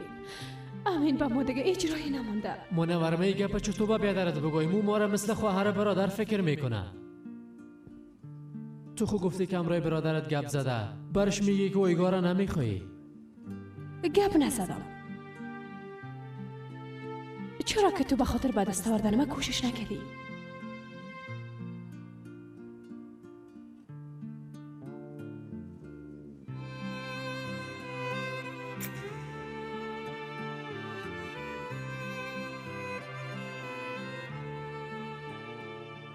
گفتم که آدم بسیار خطرناک است، چرا نمیفهمی؟ امین لطفا این کار نکن. بیبی گذشته را فراموش کن لطفا. این فکرهای بیجا فقط آرام شما را از بین میبره. لطفا این کارا هیچ فایده نداره. تو به ما اعتماد نداری؟ اما ما این گپای من ثابت میسازم.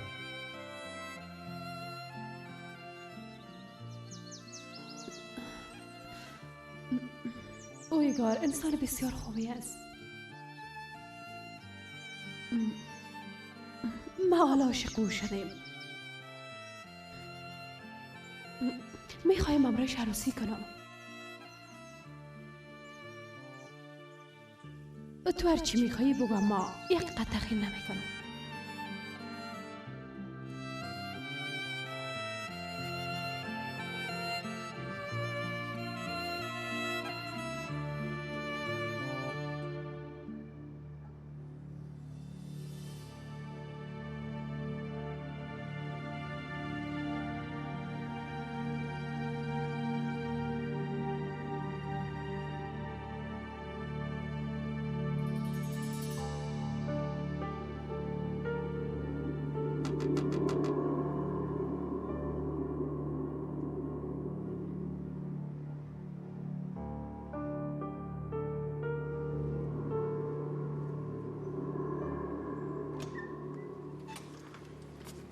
داخل بیا، زود باش. سلما خیرت باشه. این قهوه خانه رو چی شده؟ چی دلیل داشته میتونه؟ این همه به خاطر منور است. چطور یعنی؟ بیا بشی.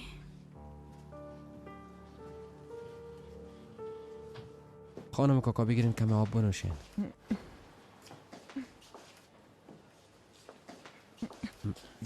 چی شد دکتر صاحب؟ دخترم چطور است؟ وضعیتش چطور است؟ دخترم چشمای خود باز کرد. حال خطر رفع شده اما فعلا به همین وضعیت میمانه. یعنی امشب باید تحت مراقبت ما باشه. فردا صبح نظر به وضعیتش باز گپ میزنیم.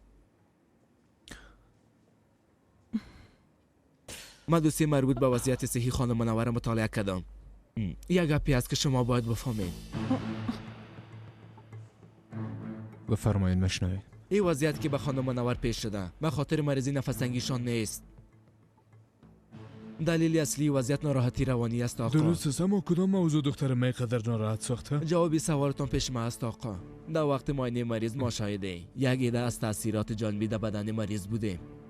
شما چی را دیدن دکتر صاحب؟ در بدن نا چند تا خراشیدگی وجود داره.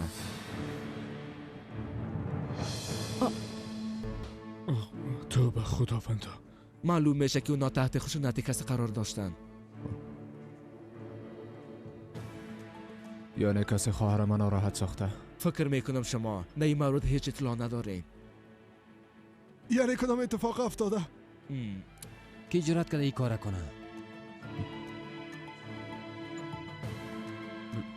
خانم کاکا. حمیده. مادر. حمیده.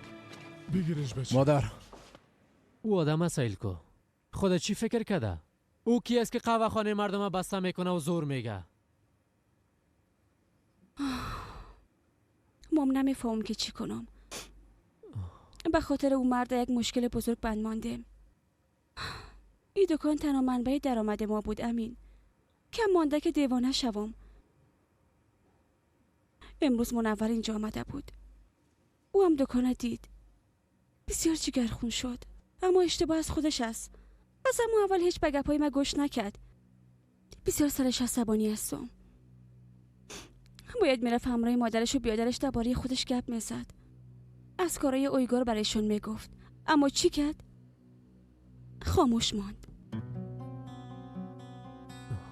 سلما تو خو منوره میشناسی؟ او دختر نیست که قسم خاموش بانه. چی بفهمم؟ حتما کدام چیز است که او را ترسانده و قسم خاموش ساخته. نمیفهمم. مام ازش پرسیدم اما او برام درست جواب نداد. اویگار او را تهدید میکنه و منورم از تهدیدش میترسه. فقط که دختر خانجوغلای بزرگ نباشه. وقتی تو یک خانواده بزرگ داره پس از چی میترسه؟ اما وقتی منور در مقابل کارش خاموش ماند بزرگوار هم به کارش ادامه داد. هم تو و هم منور بسیار ناراحت ساخت. امین، منور هر گپی که برات بگویم اما این کارا فقط یک دلیل داشته میتونه. به نظر من واقعا نسبت به او آدم کدام احساسی داره. سلما لطفاً گپای ناق نزن.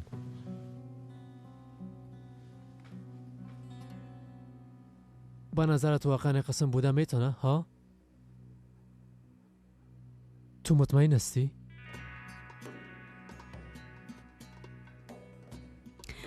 میفهمم این موضوع تو را ناراحت میسازه اما به نظر من غیر از این دیگه هیچ گپی بوده نمیتونه. منور میفهمه که تو او را چقدر دوست داری. این را میفهمه که اگه بیادرش بخواه او آدم از زندگیش بیرون میکنه. به نظر تو او چرا هنوزم خاموش است؟ هیچ در این مورد فکر کردی همین؟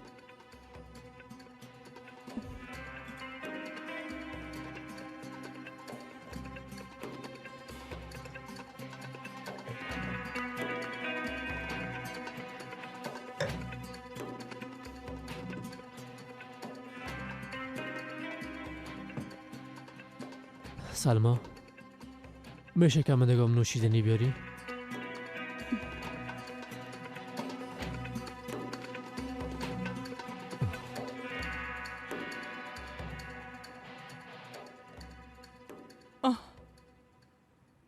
من چطور فهمیده نتونستم. چطور فهمیده نتونستم. چطور نفهمیدم که سر دختر یک داریم چی آمده. من حتی تحمل ایره ندارم که کسی او را لمس کنه. کی جرأتی کار کده میتونه؟ کدام بیشرف تونسته دختر مرا ناراحت بسازه؟ چطور جرأتی کار داشته؟ کی جرأتی کار کده؟ هر کسی کار کده باشد استاش بشکنه انشالله. خانم لازم نیست تو تشویش کنی. او آدم پستی بیشرف هر جایی که باشه من حتما پیدایش میکنم. کوشش کنین با خود بیاین. منور از همگی بیشتر با شما ضرورت داره. ما دیگه میرم.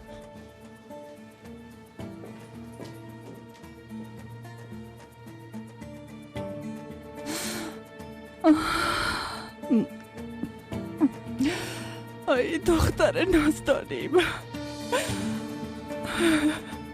مادرت قربانت شوه، قربانت شوه.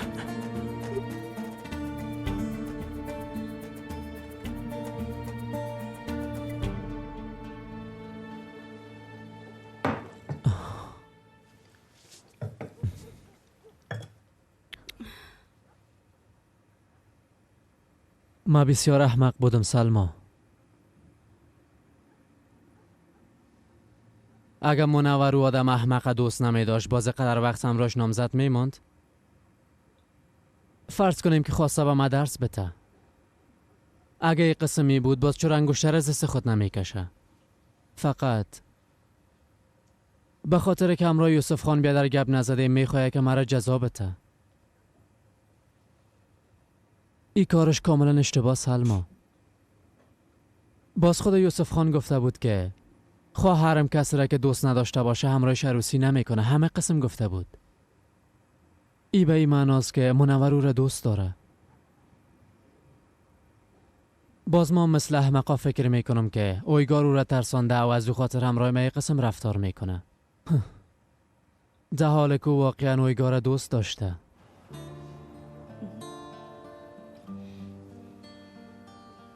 باید هم دوستش داشته باشه. دوستش داشته باشه. به خاطر که او آدم یک قریه‌دار بزرگ است. و من رسه که بچه یک نوکر هستم سلما.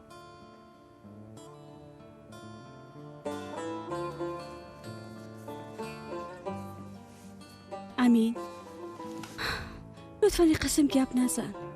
به خاطر دوست داشتن کسی حتما باید پولدار باشه. تو او را بسیار دوست داشتی. نامه هایی که از استانبول روان میکردی، شعرهایی که به او مینوشتی، تمامش مثل فیلم ها بود. کاش میشد یک نفر مرا به این اندازه دوست داشته باشه. تو هم دختر دوست داشتنی هستی سلما. بیبی اینجا را به تنهایی آباد ساختی. به تنهایی اداره میکنیش. به زندگیت به تنهایی ادامه داده میتونی.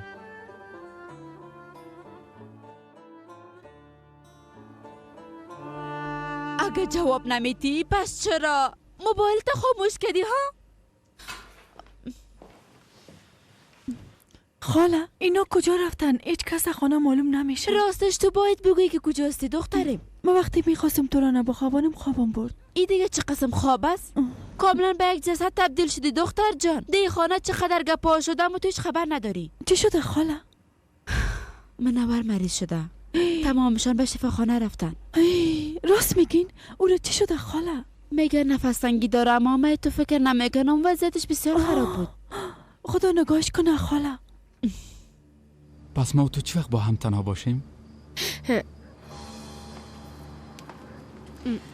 ده اینجا چی گپ است دختر؟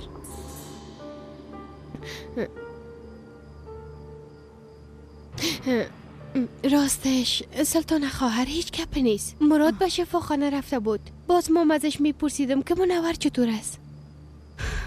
تو به شفاخانه رفتی از مریض قسم یک گپ خنده دار آوردی مراد جان. بر ما هم بگو که بخندیم. گوش که چی میگم دختر؟ اعصاب مرا خراب نساز، داخل برو.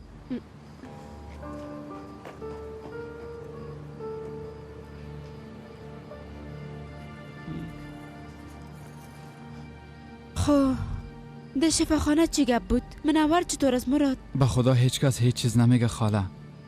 به نظر من کدام مریضی عادی نیست. حتما کاسه زیر نیم کاسه است. هیچ کدامشان به ما چیز نمیگن خاله.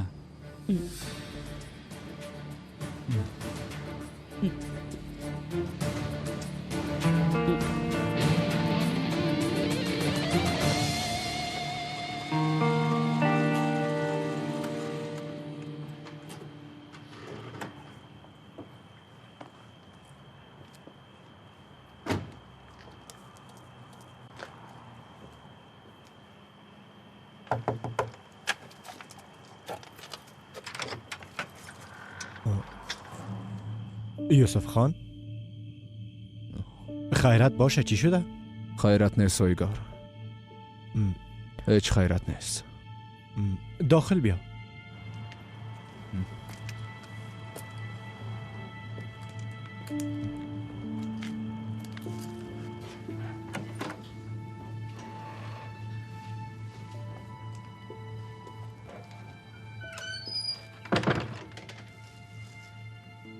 چی شده یوسف خان؟ نیک منوره چیزی شده؟ منور در شفاخانه است. نفس تنگی شدیدی را گذاشتند. چطور یعنی؟ حال منور چطور است؟ خوب است. دکترها پیشش هستند. برایش اکسیژن مصنوعی دادن. در کجاست یوسف خان؟ کدام شفاخانه است؟ حالا بیا که بریم دیگه. حالا اویگار بیا بشین کمی گپ بزنیم. مشکل فقط این است.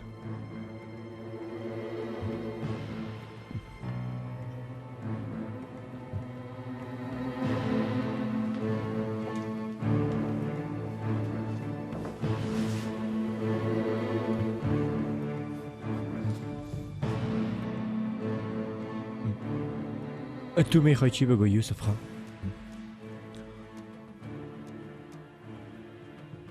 دکترها وقت منوره معاینه میکردن در وجودش بعضی خراشیدگی ها را مشاهده کردن. چی؟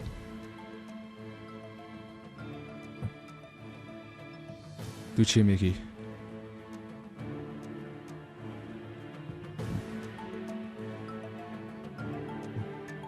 به نظرتی کارا کی کده باشه؟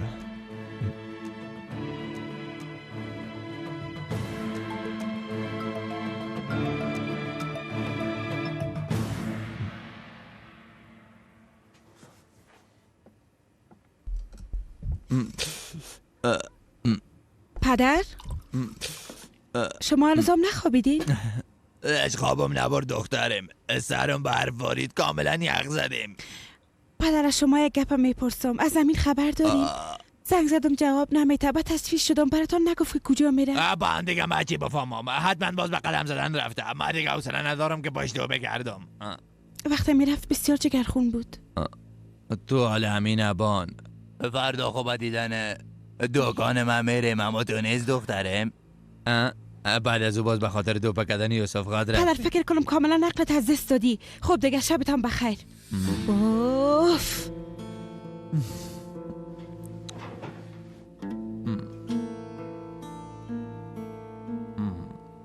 یعنی تو فکر میکنی این کار همین بوده همه ترس؟ نه فکر نمیکنم، بلکه مطمئن هستم که کار او بوده یوسف خان. ما یک تصمیم گرفتیم. کاش که تو را از اول از این موضوع با خبر می ساختم. منظورت چی است اویگار؟ او داغی که در روی منور بود نه؟ خب او هم کار همین بود. کار همین بود؟ اما تو خود گفته بودی که منور حادثه کرده. او روز امرای منور یک جای بودم. تا خانه رساندمش، بکس شدم و طرف فراموش کرده بود، مجبور شدم که پس بیایم. دیدم که امین منور در نزدیکی خانه تان تهدید میکنه یوسف خان. تهدید چی؟ او چی میگفت اویگار؟ چی بفهمم؟ گپای اقناق میگفت. میگفت اگه از من اشی باز تو را از بین میبرم منور. معلوم دار بود که با چیز بخیلی میکنه. او حتی چی؟ بگو. فکر میکنم کوره با سیلیام زده بود. چون وقتی اونجا رسیدم منور روی خودم محکم گرفته گریه میکرد. تو از این گپا خبر داشتی و از ما پنهان میکردی اویگار؟ تو چطور قسم یک کار کده میتونی؟ میخواستم بگویم یوسف خان، اما منور اجازه نداد که اینا را بر شما بگویم. بسیار جگرخون بود. گوش کن.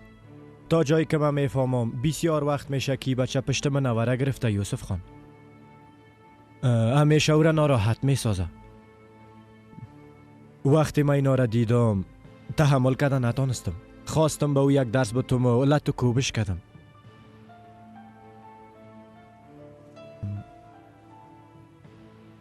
امین از امی خاطر در شفاخانه بود. بله، راستش میخواستم کل چیزا به شما بگویم. در ضمن نخواسته بوده به زندان بندازم، اما قسمی که قبلا گفتم منور ما نیمه شد. وقتی تو از این گپا خبر داشتی باز چرا برای ما آمده نگفتی؟ قبول میکنم که منور ترسیده بود، اما تو چرا پنهان کردی؟ چرا این قسم خاموش ماندی؟ یوسف تو حق به جانب هستی، اما ما یک قریه دار هستم، اما تو نیست. فکر میکردم بدون ای که شما یا کسی دیگه از این گپا خبر شوه خودم علش خود کردم. هیچ فکر نمیکردم که گپ قدر کلان خود شوه.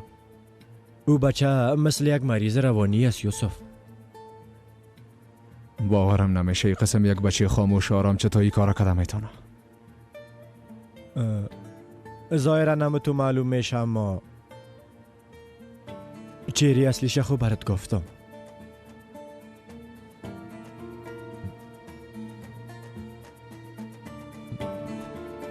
دیوانه خود شده.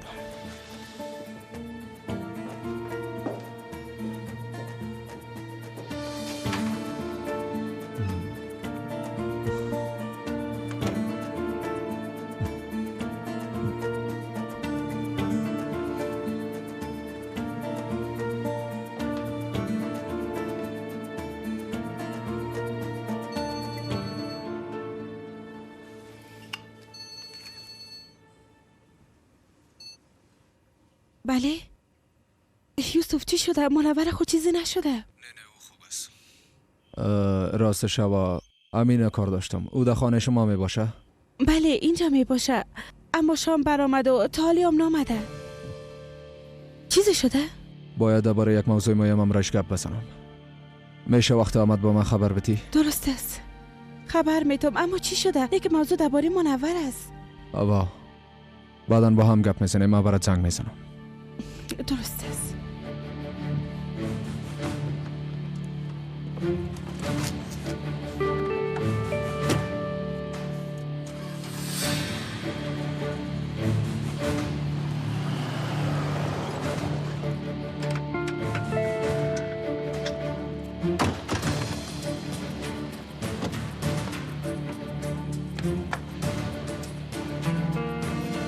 شام بخیر. شام بخیر. منور خان جغلو در کدام اتاق است؟ میشه اونا را ببینم؟ اونا در بخش عاجل هستن، بفرمایین. بسیار تشکر.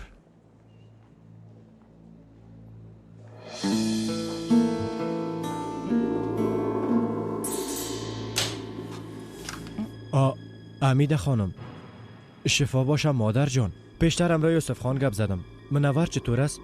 ما باور کردن نمیتونم که قسم یک حادثه صورت گرفته باشه. ما میشه داخل بیایی؟ میخوایم به تنهایی امرت گپ بزنم. البته البته.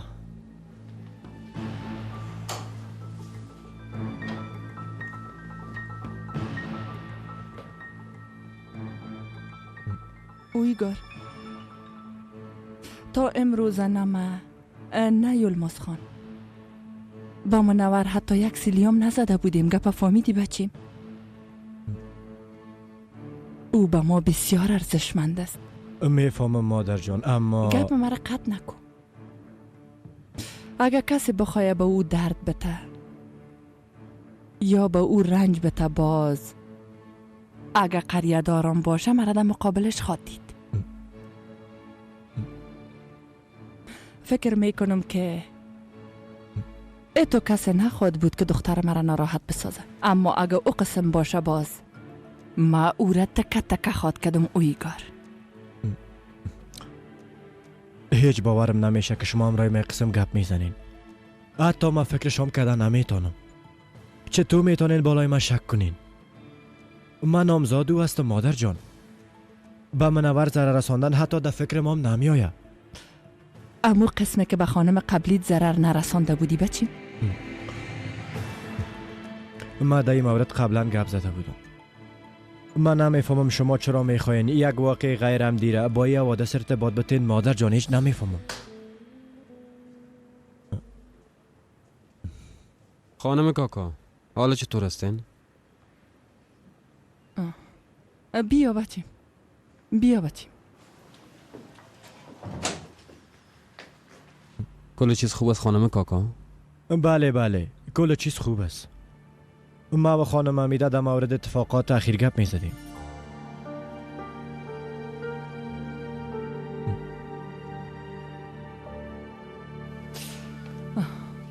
منور چطور است بچه؟ چشمایش باز کرده؟ کاکا این پیشش است، من پشت شما آمده بودم. خدایا خدایا هزار بار شکر. خدایا هزار بار شکرت.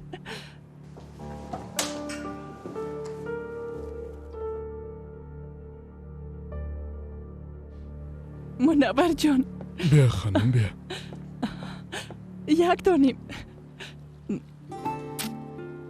یک دانیم مادرش.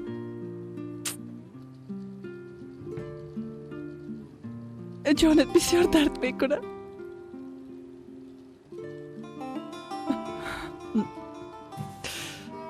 دختر مقبولم.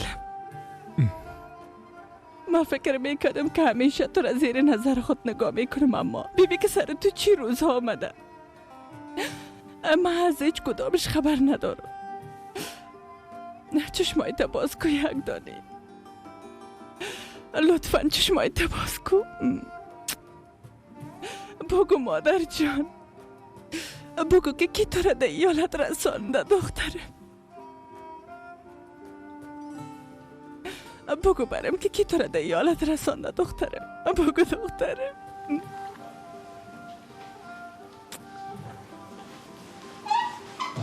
یلمز خان، دکتر صاحب در اتاقش منتظر شما هستن. حالا دیگه خانم بیا. حالا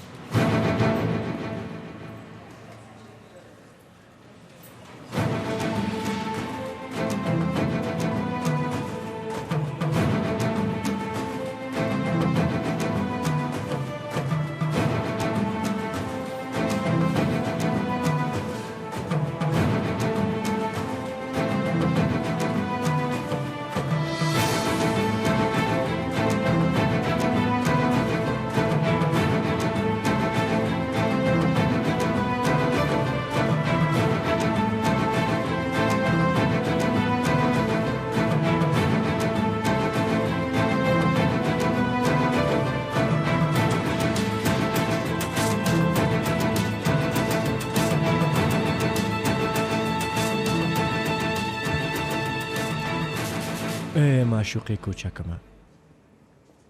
کی تو را به ایالت رسانده؟ از خانه ما چرا فرار کردی؟ اما بیبی آلام پهلویت هستم، سرت هیچ قهر نیست منور.